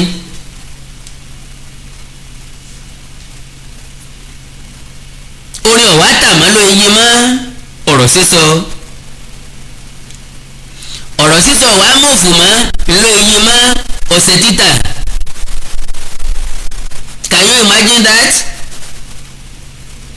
bísínẹ́sì ni Saheed ń ṣe. ọ̀rọ̀ Yorùbá Nation ti di ohun tí anybody tó bá create YouTube channel tó máa fi boost èrò YouTube channel yẹ. tẹ́yìn ọ̀bá mọ̀ òótọ́ ọ̀rọ̀ tó dájú ni mo sọ fún yẹn. bí anybody bá ti create YouTube channel tí content wọn ò push tí ò move dáadáa, the next thing kan lọ pick picture olóyè Sunday Igboho, kan pick picture Professor Banji Akintoye, kan gbé ti Onítìrí kan fi sí. à ń sọ̀rọ̀ bí Yorùbá Nation, anybody àtẹ̀ntọ́fẹ́ àtẹ̀ntí ọ̀fẹ́ ẹ kọ́kọ́ sáré wá wo ohun tí wọ́n ń ṣe lọ́kàn yín. Yorùbá Nation wọ́n bá wá. àwa dáadáa confidently jáde kúrò nínú Yorùbá Nation yìí bí ọba ní bó ṣe jẹ́, bí ìbá ṣe pé igi tọ́lọ́run ọba mi gbìn ni irú ẹni bẹ́ẹ̀ lè mọ́ exist mọ́. ṣùgbọ́n nǹkan tó ṣẹlẹ̀ sáwa ni wípé a ti bẹ̀rẹ̀ kí agitation tó bẹ̀rẹ̀, a ti wà ńbẹ̀ kí agitation tó dé. wọ́n bá wa lẹ́nu ẹ̀ àjọ rẹ̀.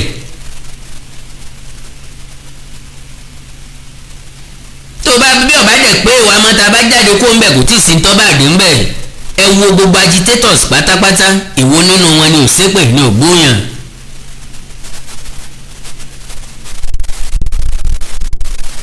èwo nínú wọn ni ọ̀kanra mọ́ọ̀yàn ni ò transfer aggression. mélòó nínú wọn ló sọ̀rọ̀ ló ní àgbékalẹ̀ ọ̀rọ̀ tó lè sọ ọpọlọ èèyàn kalẹ̀ téèyàn ò fi fẹ́ darapọ̀ mọ́ Yorùbá Nation.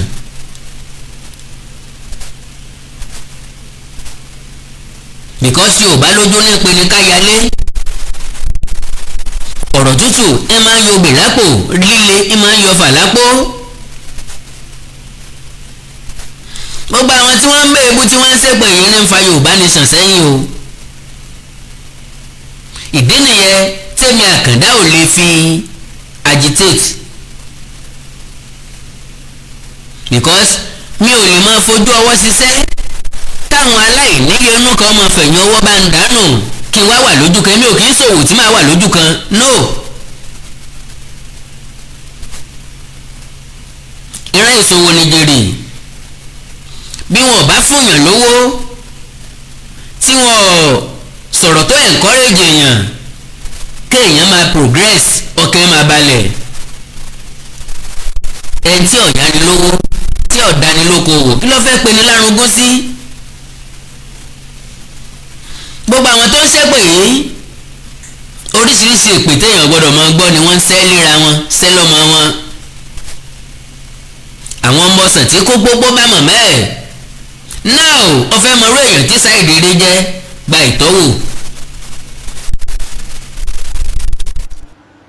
láàkọ́rọ̀ wọn kọ́ dúpẹ́ lọ́wọ́ Ọlọ́run fún testimony èèyàn mẹ́ta tí mo gbọ́ lẹ́nu. orúkọ mi ni Saheed ẹyẹ méjì kì í jáṣà, mo wá polówó ọṣẹ kékeré ni. so ẹ̀yin tí ẹ jẹ́ ọwọ́ òtè tí ẹ má bínú ẹjọ́ ìkẹ́ torí tọ́ Ọlọ́run ọba. I really apologize to my fans because àwọn èèyàn pè mí brother Saheed ṣáwọn olówó nìkan lè wá ń tajà fún ni kíní kan ẹlòmíì máa ní oye báyìí lòun ní òun dẹ̀ máa raṣẹ́ lọ́wọ́ mi. tó ẹ má bínú mo ti gbọ́ ìpè yín, mo dẹ̀ ti ṣe fẹ́nu yín torí but olóyìnbó máa ń sọ̀rọ̀, olóyìnbó máa ní think big. eléyìí ń ṣe Yorùbá Nation kíní o, mo wá mákẹ́tì àwọn iṣẹ́ ni o. iṣẹ́ tẹ́ bá ti mọ̀ pé ó wúlò fún yín bẹ́ẹ̀ ní kẹ́ request fún, mo ẹ̀ ṣe àwọn iṣẹ́ tuntun ni. mo wá ṣe àwọn iṣẹ́ kéékèèké fún àwọn ọmọ kéékèèké tó jẹ́ pé wọn ò tí capacity wọn ò tí gbé àwọn ọṣẹ tí mo ń polówó because there are so many complaints. brother Saheed kíní kan kíní yọ̀ọ̀dà so mo apologize but mo dẹ̀ tún dúpẹ́ lọ́wọ́ Ọlọ́run alhamdulillah pé èmi kíní tí mo máa ń lo earring ìṣètì àwọn èèyàn náà tún lè lo iṣẹ́ mi, wọ́n dẹ̀ tún lè bring testimony àmọ́ fọ́ o mo fọ́ wà alhamdulillah ká dúpẹ́ lọ́wọ́ Ọlọ́run pé ó kàn yà mí lẹ́nu ni láti ẹ̀rọ àwọn fẹ́ fún mi ní nǹkan kíní kan àwọn kan dúpẹ́ lọ́wọ́ Ọlọ́run kíní kan tọ́ èmi náà èmi kíní mo tún lè lọ mo ní dáàdì mo máa lo earring dáàdì ní I trust you. so mo dúpẹ́ lọ́wọ́ gbogbo ẹ̀yin tẹ́ nígbàgbọ́ nínú mi, mo dúpẹ́ lọ́wọ́ yín gan because trust ni trust ní kékeré ẹ téèyàn bá trust èèyàn lè má lè gbà nǹkan lò lọ́wọ́ ẹ̀ trust ní but gbogbo ẹ̀yin ọ̀rẹ́ mi bí àjọjójú ẹgbẹ́ ni àbí nǹkan ṣe bákan ẹ̀ tí tó level bí mo ṣe wà yìí mo máa ń think big gan always think big ni so orientation tí mo fi gbé ọṣẹ jáde ńgbà yẹn ni orientation pé àwọn tó ń sponsor Yorùbá Nation tí nǹkan dẹ̀ fẹ́ ṣe bákan fún because ẹlòmíì kọ́ lè fún yàn lówó ẹ mọ̀ àwọn owó tó yẹ pé ó wà òkè mo bí ìdẹ̀fẹ̀ kan jábọ̀ so ẹyẹ kí wọ́n kọ́ sọ̀rọ̀ lórí ọṣẹ àánú ṣe rí ọṣẹ àánú kò sí fẹ́ni tí ò tí ì níṣẹ́ lọ́wọ́ o kò dẹ̀ sí fẹ́ni tí ìdè wà lára ẹ̀ ṣe rí nǹkan tí àánú máa ń ṣiṣẹ́ fún ọṣẹ àánú nǹkan tó máa ń ṣiṣẹ́ fún ni pé èèyàn mi lè promise ni kó fẹ́ ṣàánú fún yàn kó wá máa delay kò ń ṣe pé bí a kò fẹ́ ṣàánú yẹn fún ẹ bọ̀ àánú tí ò bá sí àánú lára èèyàn kálá àánú tó ṣàánú fún yàn Ọlọ́run má jẹ́ kí ọ̀rọ̀ wa le ìdí nìyẹn ẹ orúkọ mi ní Saheed ẹyẹ méjì ìjà ṣọ́ ẹ̀yin ọmọ kéékèèké tó jẹ́ pé ẹ ṣẹ̀ṣẹ̀ ń wá owó oúnjẹ kẹ́ ẹ tó rí ni mo ti múṣẹ́ yín wá the same ẹ̀rọ àṣàṣì tí mo tà ń gbà yẹn mo bá yín pín kékeré ẹ̀ sínú abọ́ kékeré ni 10,000 so mo rò pé mo ti ṣe fẹ́ nu yín báyìí gbogbo ẹ̀yin tẹ́ ẹ sọ pé bọ́lá Saheed oye báyìí ló wà lọ́wọ́ wa ẹjẹ́ torí Ọlọ́run ẹ̀ṣẹ́ pé mo ti ṣe fẹ́ nu yín báyìí eléyìí báyìí ṣe rí pé mo ti kọ́ sí lára mo máa ń kọ́ sí lára kí n má lọ ṣe mistake 10,000 naira lélẹ̀ kékeré dẹ̀ ni bọ́ ṣe ẹ̀rọ àṣàṣì ni ẹ̀rọ àṣàṣì máa ń ṣiṣẹ́ bí back to sender ni so gbogbo etí tó bá ń gbọ́ mi mo apologize lọ́wọ́ ẹ̀yin low key fans àwọn high level fans ni mo kàn lọ́hún kò lẹ́ ọjà mi ò dẹ́kuta but I must listen because challenges ti mọ́mì yẹn challenge mi láàárọ̀ ni pé Saheed mo mọ̀ pé business yẹn ló ṣe òun ta ọṣẹ but ṣé àwọn tó ti lówó nù kọ́ ló ń ta ọṣẹ fún ní àbí gbogbo ọmọ Yorùbá question yẹn mo fọ́ pẹ̀lú question yẹn mo wá dá wọn lóhùn mo ní gbogbo ọmọ Yorùbá ni wọ́n ní ok tó bá jẹ́ pé gbogbo ọmọ Yorùbá ló ń ta ọṣẹ ìfún lóòótọ́ báwa ṣe eléyìí tó jẹ́ low price because kì í ṣe gbogbo èèyàn lórí bákan náà wàláì mo dẹ̀ bọ́ sí ọjà owó wà lọ́wọ́ mi bíi 1 million mo dẹ̀ bọ́ sọ́jà mo ra àwọn nǹkan kan tó yẹ kí n rà tó lówó kéékèèké mo dẹ̀ ṣe àwọn ọṣẹ yẹn méjì ni mo máa polówó ẹ̀ sí kí n tó polówó iṣẹ́ tó pọ̀ màá kọ́kọ́ polówó àwọn ọṣẹ yẹn so ẹ má bínú gbogbo ẹ̀yin ọ̀rẹ́ mi àbúrò mi ẹ̀gbọ́n mi tí ó jẹ́ pé lókì lẹ́wà irú àwa ń sin àsín lókì ẹ lè máa expect irú èmi mo sọ́ọ̀rì gan o òótọ́ ọ̀rọ̀ ní ká má sọ̀hún bẹ́ẹ̀ lè máa expect irú èmi kí n máa lo ọṣẹ 20,000 nínú ayé sáré o bọ̀ má sáré àsápajúdé wáyé o má dúró lásán ọmọ ìyá mi mo ní parọ́ fún yín nǹkan tó kọ̀ wá ń bẹ̀ nìyẹn now àwọn tí wọ́n ra iṣẹ́ lọ́wọ́ mi last week ṣì ní o tí mo dẹ̀ ti ń gbọ́ testimony tó bá jẹ́ pé wọn ò fi ìgbàgbọ́ rà á ni ó possible kí ká má ètè jánà because ẹlòmíín wà nínú issue pé kò lọ wájú kò lọ ẹ̀yìn ọmọ wa dẹ ni. business tí Saheed rí wá ṣe lórí social media nìyẹn ṣùgbọ́n tó bá gbé wá bẹ́ẹ̀ tó bá fẹ́ tọ́sẹ́ fún ẹ ní wò ó ṣùgbọ́n tó bá ké tatata bí ẹni wọ́n fi nǹkan rẹ́ ní fùrọ̀ tí bá ń pariwo Yorùbá Nation ọmọ wa rèé tán bá ti wá gé ní followers tí wọ́n fẹ́ wọ́n wà ya kú lórí ọ̀rọ̀ Yorùbá Nation wọ́n wá fèsì true colour wọn gangan ẹ wà ẹ̀sẹ̀ dá wọn mọ̀ táàmì ẹlẹ́ tó máa wá wò gbá bọ̀bọ̀ bá Awikonko èso tọrọ o ṣùgbọ́n ní ìsín òye òní yẹ ẹ̀yin aráàlú èbò ẹ̀ ra nǹkan o ẹ̀yin ọmọ Nàìjíríà ọmọ Yorùbá ẹ̀ ra nǹkan o nígbà tẹ́ bá ń patronize eléyìí ra ọṣẹ lọ́wọ́ ẹ̀ oògùn kí lélẹ̀ mọ̀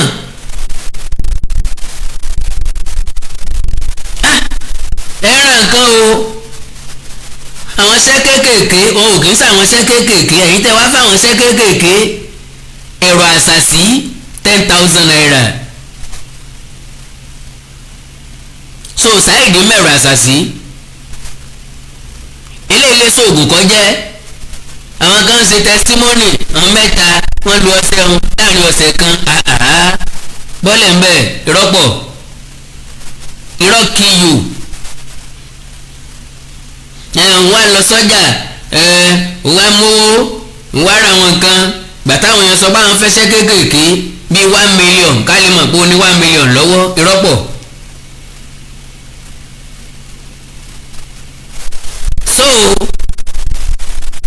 àwọn èèyàn náà dẹ̀ ń patronize ẹ̀ bóun tiẹ̀ ló yẹrí etí inú àti mọ̀pọ́mọ̀ ta ni ọ́ tẹ́lẹ̀ ìsọ̀rọ̀ ẹ̀jọ̀ sọ̀rọ̀ àṣà ọ̀lẹ́kọ̀ọ́lé ọ̀lẹ́kọ̀ọ́ àgbà òní kàlẹ́ńdà àgbà lórí ìkọ́ ńlọ́jẹ́ kọ́ ọmọ yanu pọn gàlà láti sọ̀rọ̀ sáwọn àgbàlagbà bẹ́ẹ̀ ìmọ̀gán tẹ́ ní mò ń búyàn kì í ṣépè fáwọn èèyàn bẹ́yẹn mi ń búyàn bẹ́yẹn àkàndá ò kì í búyàn àkàndá máa ń tú àṣírí ni nǹkan bá sọ tí ọ̀dà nǹkan bá ṣe tí ọ̀dà ilèmi àkàndá máa ń wá sọ̀rọ̀ nípa ẹ̀.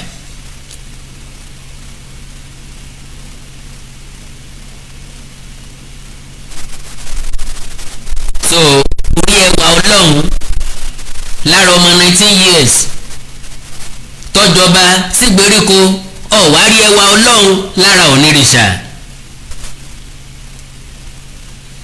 ẹwà ọlọ́run ti ń bẹ lára Ọ̀ọ̀ni bọ́lọ̀ ń bá gbìyànjú sí 5% fún ọ nínú ẹ̀ ayé ẹ̀ ti dá my brother 5% ni o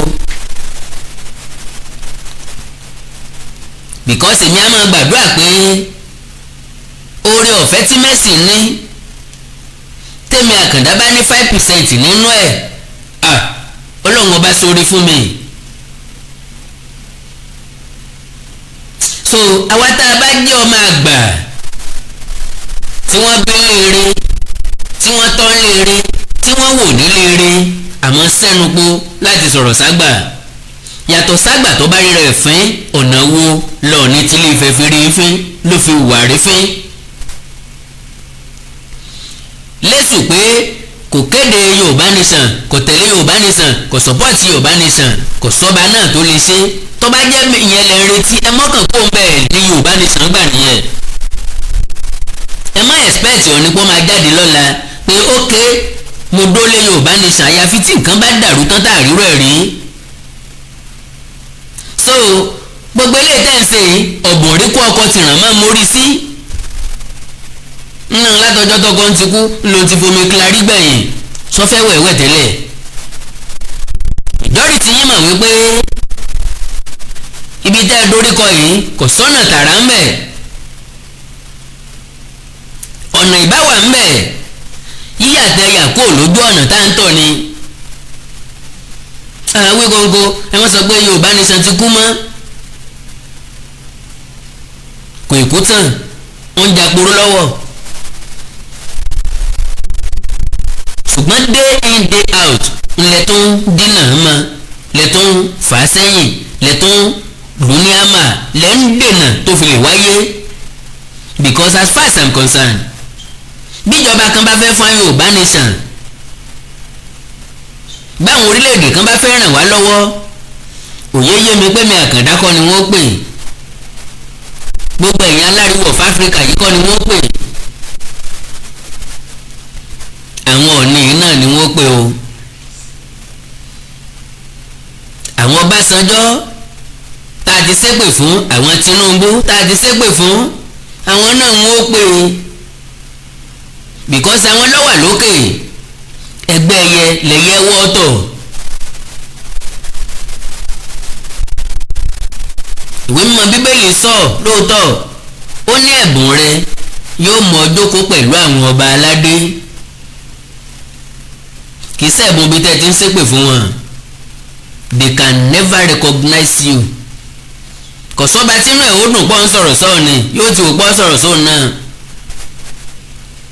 mẹ́bálẹ́mi Àkàndá ti sọ̀rọ̀ sọ́ba rí ó ní táwọn ọba ọ̀hún ṣe kí n tó sọ ìtàn lèmi dẹ̀ máa ń sọ n ó fìtàn ṣàlàyé fún wọn láti jẹ́ kí kálukú ọmọ àlà kì í ṣe pé kákàndọ́dé bọ́ sórí social media máa fọ̀n pọ̀rí wọn máa fi tìyá síwájú máa fi ti bàbá tẹ̀lé káwá rò pé bẹ́ẹ̀ ni á ti gba Yorùbá nation kò rí bẹ́ẹ̀ o.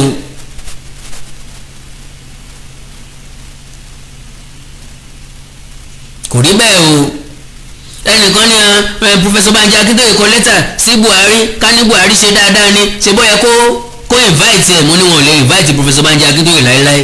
Igi kan ò kì í ṣe gbó, èèyàn kan ìsọjà, ẹnìkan kì í jẹ́ àwájú ọ̀pọ̀ èèyàn ní jẹ́jàn mọ́.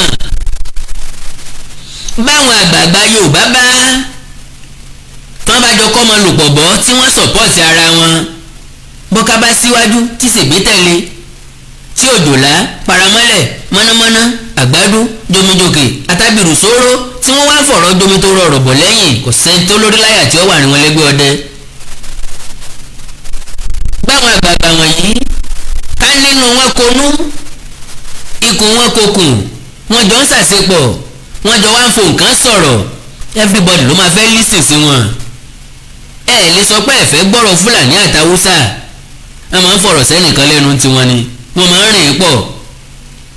Ẹ̀rígbà tán di primary APC tán, wọ́n ní gbogbo àwọn APC governors tó jẹ́ ti northern part wọ́n fẹ́ ṣe meeting pẹ̀lú Tinubu.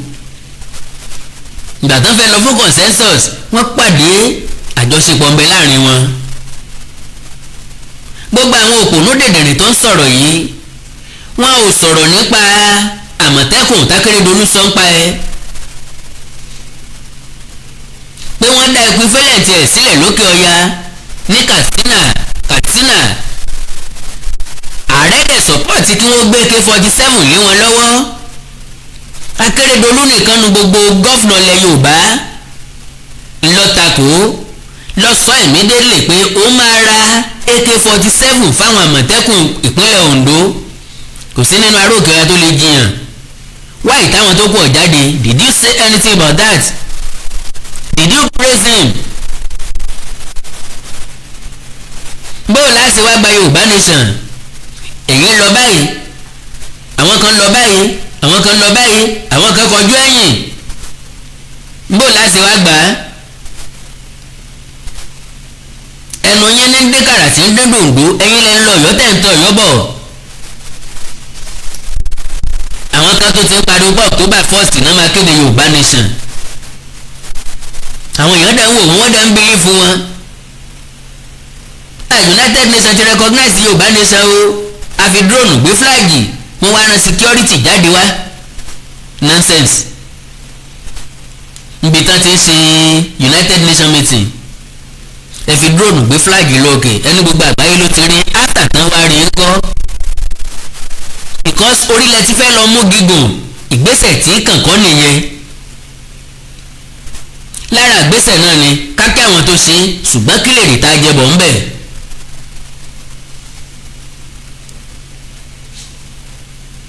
Kí lè rí jẹ wa, kí lè àfojúsùn wa ká tó ṣe é. Ó dáa láti lọ kí gbogbo àwọn àjọ àgbáyé kan lè rí wa very fine, very fine. But after that, kí lè rí jẹ wa.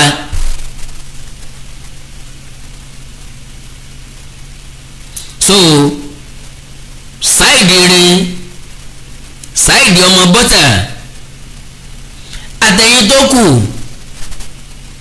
tẹ́ ń bú ọ̀nìrìṣà tàbí bú àwọn ọba aládé. Dẹ́dẹ́ mìràwọ̀ ègùn lọ sọ bẹ́ẹ̀ tọ́pa lówe o. Ẹni tó ru epo tàbí ru omi nìkan kọ́ là á sọ fún pé díẹ̀díẹ̀ ẹ̀sọ̀ pẹ̀lẹ́ tó yín lọ́wọ́. Jíjẹ́ èèyàn lé ayé ọwọ́ Ọlọ́run lọ́wọ́ ẹnìkan kọ́ ní sọ̀yàn dèèyàn. Ṣùgbọ́n àwọn ìwà kan wà tí máa ń hàǹtì èèyàn lọ́jọ́ iwájú. Àárọ̀ yín da ẹ̀ ń jó, ọ̀sán yín da ẹ̀ ń yọ̀, etí ìmọ̀bálẹ̀ ó sì rí na. Àwọn èèyàn kan ń bẹ látàárọ̀ wọn ti ṣiṣẹ́ ọ̀sán lẹ̀, látọ̀sán wọn ti ṣiṣẹ́ alẹ́ wọn lẹ̀. Bó lẹ ṣe ń pèlú alẹ́ yín? Because àwọn ọba aládé ibi tí àwọn gbégbèsè ayé wọn dé, especially Ọọ̀ni of Ifẹ̀ ọ̀pọ̀lọba, Ọọ̀ni pọ̀lọba, Ọọ̀ni ọ̀tọ́ sí Àrífín rárá. Because láàárọ̀ lọ́sàn-án lálẹ́ ní fi ń sọ̀rọ̀ Yorùbá, ní fi ń gbèjà Yorùbá, ṣùgbọ́n kò ní ever sọ jáde. Ọọ̀ni ò ní sọ jáde. Ọọ̀ni lè fẹ́ràn Yorùbá nation, kò gba ẹnu wọn ni. Bẹ́ẹ̀ ni kò gba ẹnu Ọọ̀ni pé mo support Yorùbá nation, kò gba ẹnu ẹni ọba. ẹ fẹ́ pa wọ́n ni ẹ fẹ́ lé wọn kúrò ní lórí ìtẹ́ wọn ni. ẹ̀ láyé àtijọ́ bákan lọ bá ṣe é ṣe kì í ṣe láyé ìsìn o. That was then. ká tó débì kan ibì kan la kọ́kọ́ máa dé. kò sẹ́ni tí ó mọ̀ pé Yorùbá nation ní solution. kò sí nínú wa tí ó mọ̀ pé Yorùbá nation nìkan lọ́nà àbáyọ. ibi tí ètìyín ti kú tí làákàyè yóò ti ṣiṣẹ́ mọ́ ò ní wípé ẹ̀yin náà ìtànlẹ̀ yẹ̀ di Yorùbá nation wò ẹ kọ́kọ́ wò sọ possible ní sáà tá a wà yìí. because lọ́dọ̀ majority this is time for Yorùbá to become president. èèyàn máa ń láwọn ìgbésẹ̀ tó dáa ṣùgbọ́n at the wrong time. ń bò ní bá ti dùn tó bá a sì wá bá débì kan o káwa fi sẹ́gbẹ́ kan káwa náà darapọ̀ mọ́ nǹkan tí wọ́n ń ṣe because mistake tí gbogbo yín ṣe ni pé if care is not taken tẹ́ bá bring ọmọ yín down ẹ wash ẹ off ẹlẹ́ẹ̀ní support ẹ ó wá by mistake bọ́ sọ́wọ́ àjèjì ẹ jẹ pọnapọ̀nà ya because tí n bá fẹ́ béèrè lọ́wọ́ rẹ Àtíkù ni ó fọ́n Yorùbá nation ni àbí Peter Obi. àwọn dèdèrè ó tún ti gbé wọn campaign fún Tinubu bẹ́yẹn I don't care. òótọ́ ọ̀rọ̀ kì í sọ pé kéèyàn má sọ̀hún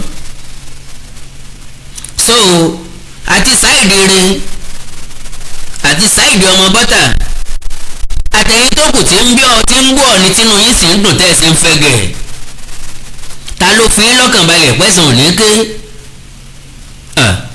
ayé nírọ́ máa wó ni ọ̀run ògbèké awo lòun náà èé sún níwà awo làwọn mẹ́tẹ̀ẹ̀ta àwọn ló dín fáfá sílẹ̀ tí ìjọba tí sọ bàálù àbọ̀ wá bá níjọ́ tí wọ́n lọ lóòdì kejì lọ́sàwó ọkọ̀ rúkọ ọkọ̀ darí wálé ni àdárúkọ àdádẹ́yìn bọ̀ orí àti bímbó lẹ́ ń lọ àti pé ọjọ́ wo lẹ́dẹ̀yìn wọ́n láwọn ò ní sáláìmọ́dẹ̀yìn o ìgbà táwọn dẹ̀yìn nìkan làwọn ò lè sọ torí èèyàn ò ní lọ́gi kọ́mọ́ padà wá hù ṣùgbọ́n bí àwọn bá padà dé ẹ̀san ni àbí gbẹ̀yìn Olódùmarè ẹ̀san ní jẹ́ bẹ́ẹ̀.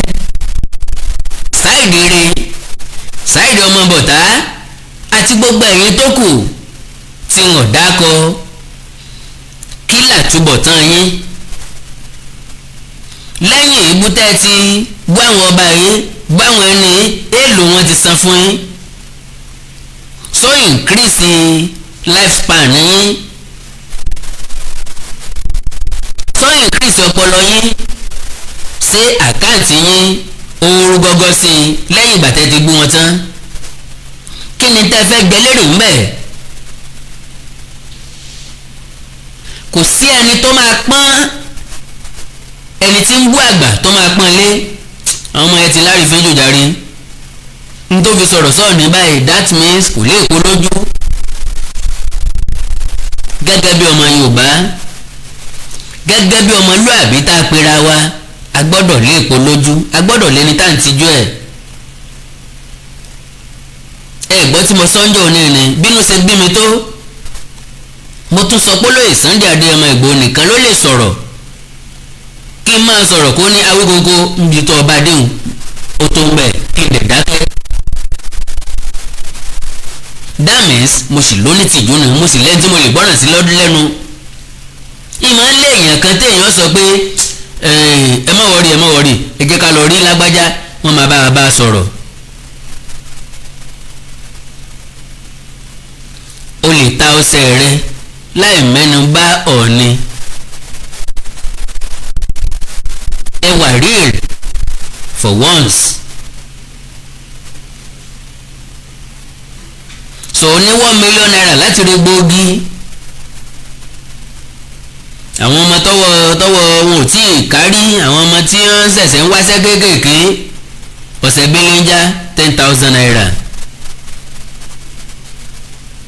ta lọ́kọ̀ olóògùn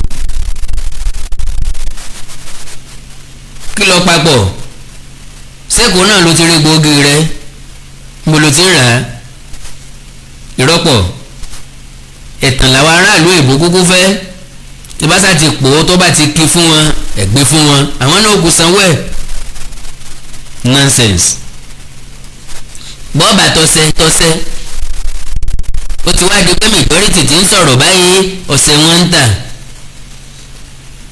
ẹ̀yin náà ń kọ́ bí ẹ sábọ́ọ̀dù ó ti ń ṣe tiẹ̀ tẹ́lẹ̀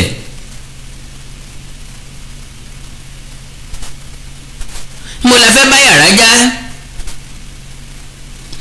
kí ni ìlépa wa kí ni àfojúsùn wa lórí ọ̀rọ̀ Yorùbá Nation ṣé lọ́kàn yín à ń tẹ̀síwájú that would be a big mistake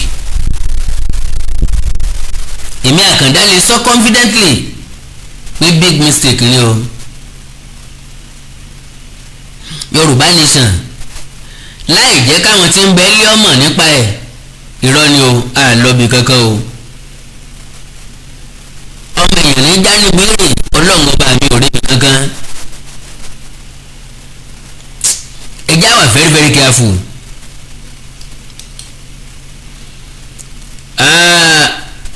gbogbo ẹ̀yin gáàsì yìí tẹ́ bú mi ẹ mọ̀ wo pé mo fún ilé sí ọjọ́ tọmọdé bá ọmọdé sọ̀kò lórókò bojú ẹ̀yìn olówó ọjà ọjọ́ ọ̀rọ̀ kọ́ lọ́jọ́ ìsìn ni ẹ mọ̀ pé mo ti ń dàgbà díẹ̀díẹ̀ mo mọ táìmù láti sọ̀rọ̀ mo mọ táìmù láti dákẹ́ yá tí mo fi ń jágbà nu mo mọ àsìkò láti sọ̀rọ̀ tọ́jẹ́ pé kéèyàn máa takì síwájú mi báyìí mo lè mọ wọ́ọ̀ràn mo lè mọ sọ anything ṣùgbọ́n gbàkigbà tí ń bá wọ́n mọ̀ pé àgùntàn fẹ̀yìn rìn ó lọ túnra kì èmi sọ̀rọ̀ lórí lásán àmọ́ ráwọn èèyàn kan tí wọ́n ń bára wọn jà tán fẹ́ lura wọn pa ní comment section pé kí ló ṣe mí wájú orí kí ló ṣe kinní kan ìyẹn ṣe jẹ́ problem ẹ ọṣẹ wo ló ń lò ìyẹn ṣe ọ̀rọ̀ ṣe fún mi ni sọ́sẹ̀ Saheed lè fẹ́ rà fún mi àwa yìí lò ó òpó Ọlọ́run làwa dì mọ́ àwọn eléré àwọn ní ń sáré ọjọ́ dira ọjọ́ ṣe kinní kan ìgbọ́lọ̀ ń dúró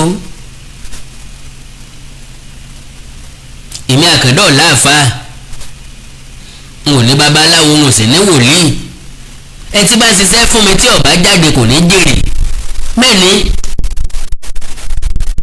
n ò láàfáà o ti rírọ ẹ̀rí n ò ní wòlíì n ò sì ní babaláwo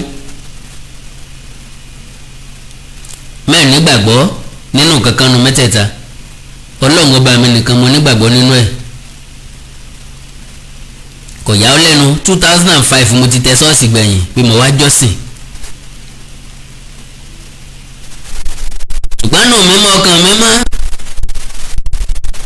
mo dẹ̀ ṣe ń tọ́ yẹ kí n ṣe torí pé mo mọ̀ tó yàtọ̀ sósì mo mọ̀ ń tọ́ da àtìlẹ́ tí ò da máa sóore bí ipá rẹ bá ti mọ́ ni torí wọn náà torí ṣe jà wọn kan lọ lè mọ́mọ́ n ò lówó lọ́wọ́ o torí n ò lé owó. I don't want to become a billionaire rárá billionaire bò rárá bọ̀ mo fẹ́ káàsìrí mi ọmọ bò Ọlọ́run dẹ̀ ló ní gbígbọ́ àṣírí lọ́dọ̀ kí n máa ṣe tí ń dùn mọ́ mi nú báyìí everyday n bá láǹfààní àti mo wá sí di microphone tí mo lọ́rọ̀ gidi tí mo fẹ́ báwọn èèyàn sọ ìmọ̀ wá. I am come. Awikonko broadcasting tutorial. We are citadel of learning. Tó bá fẹ́ kọ́ bá ṣe ń gbóhùn sáfẹ́fẹ́. Production, presentation, technical and marketing. Awikonko broadcasting tutorial.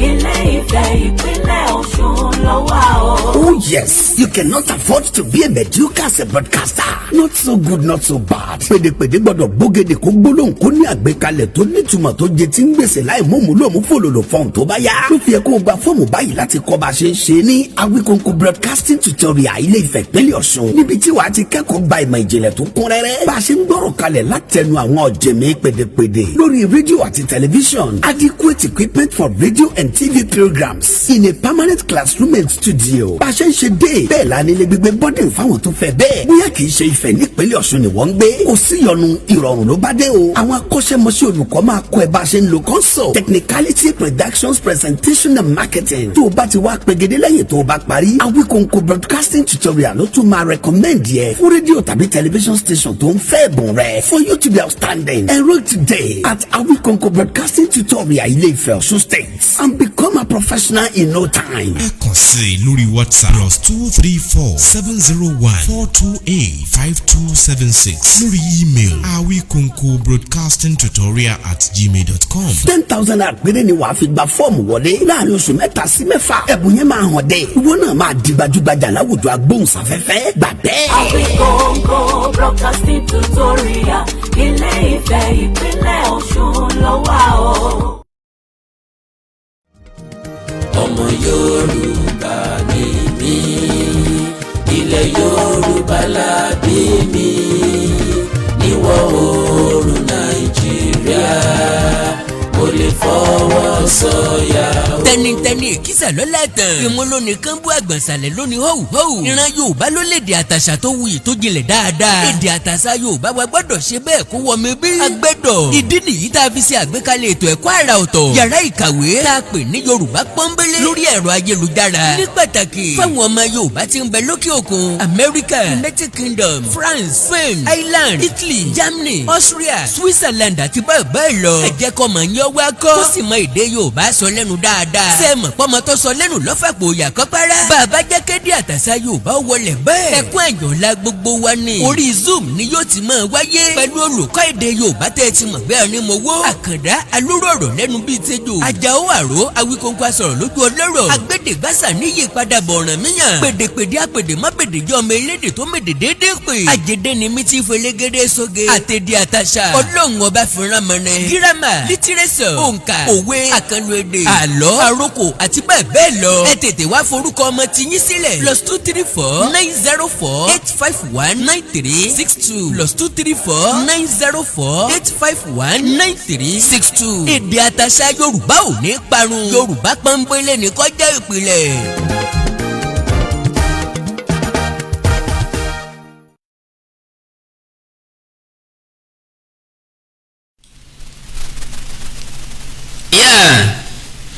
mo gbọ́ tẹ́nìkan ní olè ní mí wáyé tí mo pe Professor Banji Akíntóyè pé kí wọ́n wá dá sílé àṣà well sáwọn ni wọ́n sọ bí àbíwọ̀ lọ mọ̀ because I've never called him in my life n ò pe Professor Banji Akíntóyè rí gbàtàn wà Nàìjíríà tí mo ní nọ́mbà wọn lọ́wọ́ gan mi ò dá yẹ̀ rí because mi ò ní nǹkan tí mo fẹ́ bá wọn sọ mo bá wọn sọ̀rọ̀ rí lẹ́ẹ̀kan péré èèyàn tí ń bẹ lẹ́gbẹ̀ẹ́ ọ̀dọ̀ wọn dẹ̀ ló pè mí náà gbé fóònù fún wọn fi bá wọn sọ̀rọ̀ bẹ́ẹ̀ nìkan bá sọ pé mo pè wọ́n fún anything I didn't mi ò nígbàgbọ́ nínú èèyàn Ọlọ́run ọba mi mo nígbàgbọ́ nínú ẹ̀ ó rí pé mo ti yàká nọ́mbà mi kúrò lórí Facebook ni because mo fẹ́ jẹ́ kọ́lọ̀ngọ́ dára tiẹ̀ kọ́lọ̀ngọ́ ọba mi ó ṣe tiẹ̀ àwọn èèyàn sọ̀pọ̀tì mi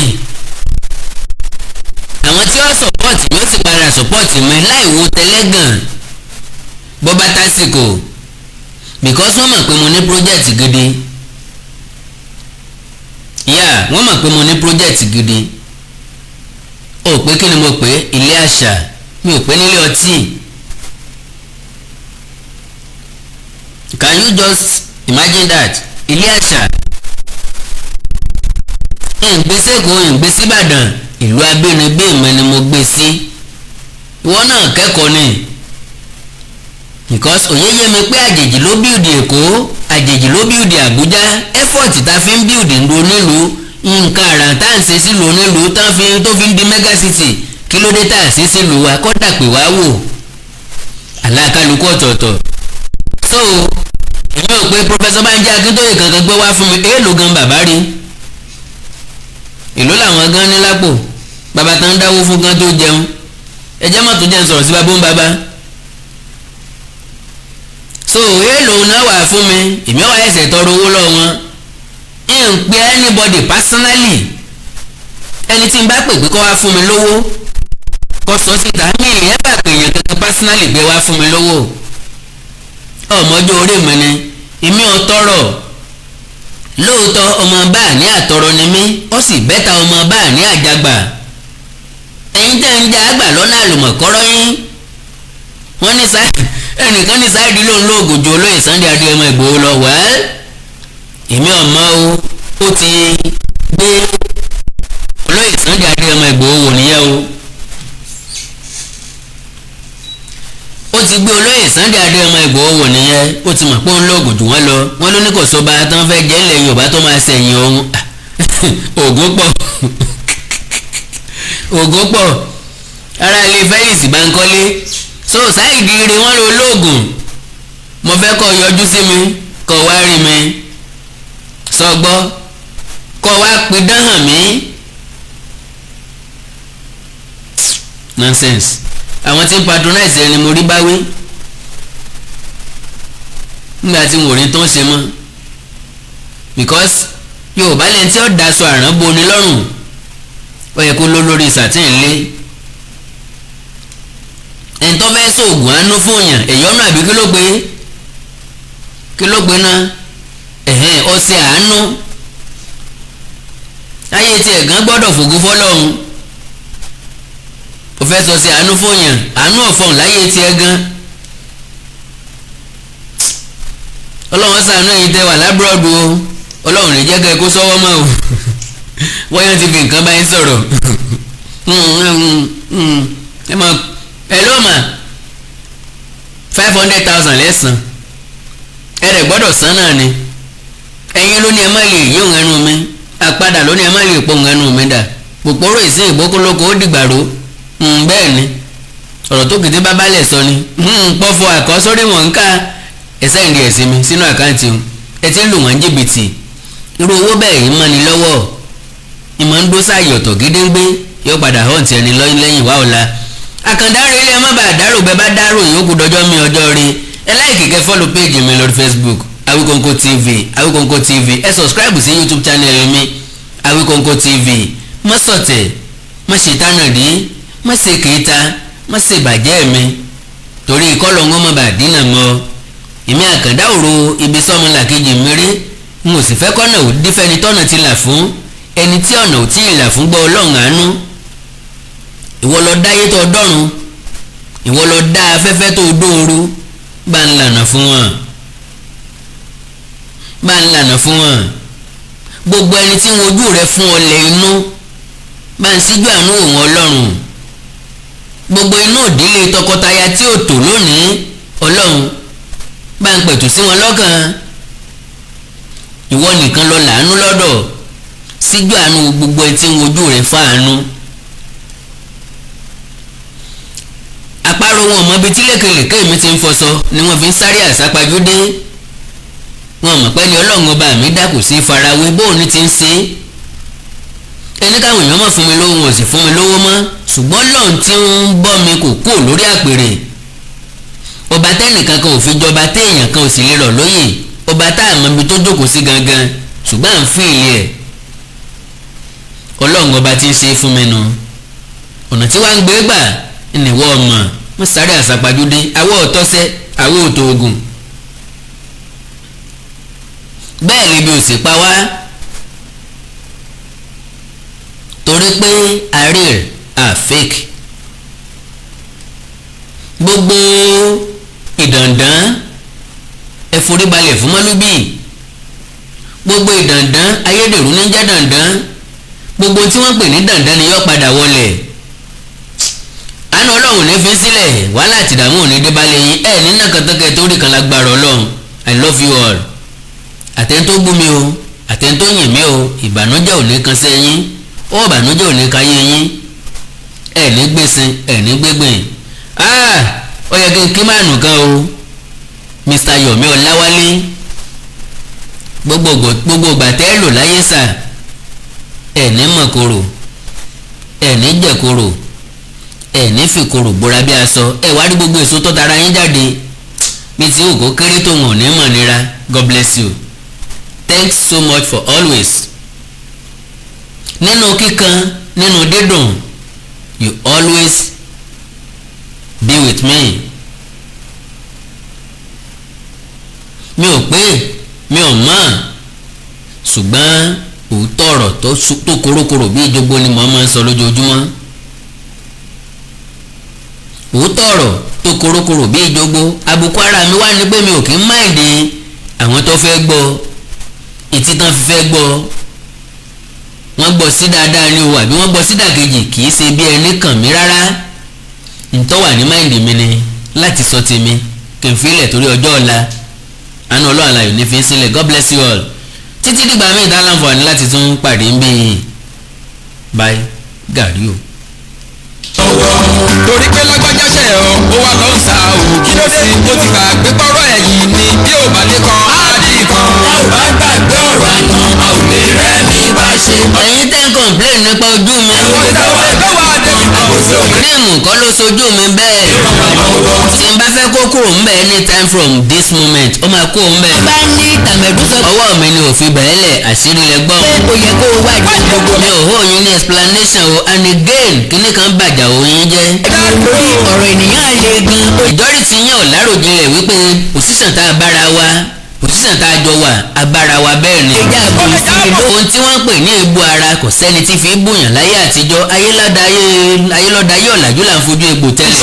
a ò bá gbàgbé ọ̀rọ̀ ẹni tá a máa ń pọ́n léjù lẹni tó bá ní ìpèníjà ara. àná a ò lè rẹ́mi láti máa ń gbẹ ojú ẹ̀ bó ṣe rí wo kinní kan bó ṣe rí ó wà insulting. bá ṣe. ọjọ́ olè lọ. body shaming làwọn olóyìnbó ń pè é. àdébì kan. ọ nítorí pé àkàndá ti di eégún àgbà gbogbo nǹkan ló bá mi lára mu lè sí rí reaction lára mi. àwọn tí ò lè ràn wá lọ́wọ́. yorùbá ń gbìyànjú nínú. I will always make fun out of any situation. ọ̀tẹ̀ tí wọ́n bá ti fẹ́ gbé nìyàn ṣe ọ̀rẹ́ mi má darapọ̀ mọ́ kí wọ́n má ba yẹ sórí. so ojú mi ò yẹ kó jẹ́ èṣù fún ọ kì í sòrò nìṣòro ilé ayé ẹ tí ọ̀jẹ̀ oró ń jẹjẹ tàbí tí ọ̀jẹ̀ orí ṣe tàbí tí ọ̀jẹ̀ orí náà tàbí tí ọ̀jẹ̀ orí lò. a ò bá gbàgbé ọ̀rọ̀ àwọn tó fẹ́ ń ṣèbàjẹ́ ọmọlàkejì ń fi ronú nípa ọ̀nà àbáyọ sí ìṣòro ayé rẹ.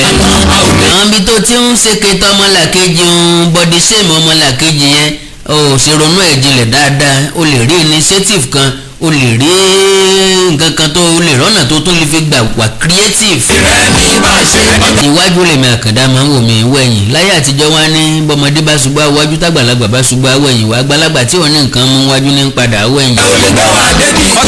I always want to move forward. gbé wa lè ràn wá lọ́wọ́. I don't care about what people say or what they will say. All I care about is my progress. I always want to improve. I want to know people every day. I want to know new people every day. I want to have new experience. Also, I want to meet new people. yorùbá ẹ̀ máa ṣọ̀tẹ̀ mọ́. ẹ má jẹ́ ká wá ìṣòro wa. Yorùbá ò lè fìyẹn lẹ̀ wọ́n bí wa mọ́ ni tá a bá ṣe abínimọ́ abínibísì ni ó kọjá ability. yorùbá ẹ̀ máa Well, God bless you all. ṣọ̀tẹ̀ mọ́. Orin lásùn. ẹ má jẹ́ Àní tójú orun dójú ikú. ká wá ìṣòro Àní tibùsùn débòjì. ara wa. Àní tójú àláwọ̀ ọ̀run. Bẹ́ẹ̀ máa àní ké gbàmígbàmí ọ̀gànjọ́. Tẹ̀mọ́. Àní sáré pa aládùúgbò aládùúgbò ò ní sáré pé wá. má jẹ́ ká Ò ní gbọ́bi sí táàtún fi pàdé o. wá ìṣòro Ẹ̀yin náà ò sì ní gbọ́bi sí mi lágbára Ọlọ́run. ara wa. Bẹ́ẹ̀ máa sọ̀tẹ̀ mọ́. ẹ má jẹ́ ká wá ìṣòro Wọn ò ní dìde ìṣẹ́jú kan fún yín lọ́la wọn ò ní dìde ìṣẹ́jú kan fún mi náà. ara wa. Oh sorry níwòye àná àjọ sọ̀rọ̀ níwòye àná ó ṣètò kò ní ṣẹlẹ̀ yóò wáyé ńjọ́ kan oṣù gbọ́jọ́ tí ó wáyé náà à ń bẹ lọ́nkọ́ lọ́nkọ́ ojú sún wájú. ló fi jẹ́ pé tí n bá rí àgbàlagbà tí mo máa ń sọ ni pé orí ọ̀fẹ́ tọ́lọ̀ ń fún wọn á ṣẹ̀ṣẹ̀ máa bẹ Ọlọ́run kó fún àwa náà ni. ṣọ̀tẹ̀. ẹ má jẹ́ ká wá ìṣòro ara wa. lórí ni ìdí ọ̀tẹ̀ ìdí ni pé bọ́lọ̀ ń ọba mi bá fún wa ní oore ọ̀fẹ́ bẹ́ẹ̀. ẹ má jẹ́ ká wá ìṣòro ara wa. òun náà la fi pé apẹ́ láyé. tí ò gbé wa débì kan. apẹ́ láyé bí olóòótọ́. ẹ má jẹ́ ká wá àkàndá mọ̀ orí ilé ẹ má bàa dárò bẹ́ẹ̀ bá dárò ìyókù tó ń dọjọ́ mi. ìṣòro ara wa. God bless you all. ṣùgbọ́n kó tó di pé mo lọ sẹ́ẹ̀tì wò ó. Yorùbá ogun Biafra Yorùbá nation Igbo versus Yorùbá people ahead 2023 and beyond. ẹ má jẹ́ ká wá ìṣòro tẹ́ bá ti mísì ẹyọ kan bẹ̀ ti mísì the whole story. mo ti rìlẹ́sì part 2 lẹ́ni lágbára ọlọ́run part 3 ò ní pẹ́ láàrin òní sọ́la tàbọ́là sọ́túnla kọ́lọ̀ ń dá wa sí ni o tọ́lọ̀ bá ti sọ gbókun ní sọ̀rọ̀ wọ́n rìlẹ́sì part 3. mi ò tí ì mọ iye páàtì tó máa dé ṣùgbọ́n tàn tí ń bẹ́ńlẹ̀ mo fẹ́ sọ tán nípa ìran ẹ̀yà Ìgbò ká lè mọ bá sì súnmọ́ wọn sí bá sì yàgò sí wọn sí. àwọn èèyàn kan sọ wípé àkàndá asọ́kùtàn ní mẹ́gún díjọ rẹ́ sílẹ̀ yes mo mọ̀ dáadáa. ẹjẹ́ àgbàgbé àná ká lè tẹ̀síwájú mọ́ ní no èèyàn gbọ́dọ̀ rántí àná kó lè mọ ibi tó fẹ́ gbẹ́sẹ̀ sí lónìí kó lè bá àpilẹ̀ ọ̀la. wọ́n tó báwọn ṣọ̀tẹ̀ ó yẹ o. títí ìgbà tààtúnjọ pàdé tẹ bá ní nǹkan pàtàkì láti bá mi sọ ẹjẹ́ sọ̀rọ̀ lórí WhatsApp nìkan +234 904 851 9362 +234 904 851 9362. orílẹ̀-èdè Yorùbá ò ní dàrú ìlú ẹnìkọ̀ọ̀kan wa yóò tòrò mẹ́nimẹ́ni bí omi àfòwúrọ̀ pọn àjùwàṣe o. Ponú. Ẹ má jẹ́ ká wá ìṣòro. Ọmọ ṣàbòsí ó yẹ kó ṣọ́ra. Ẹ má jẹ́ ká wá ìṣòro. ọ̀rẹ́ mi má bá wọn sí nídìí ìbàjẹ́.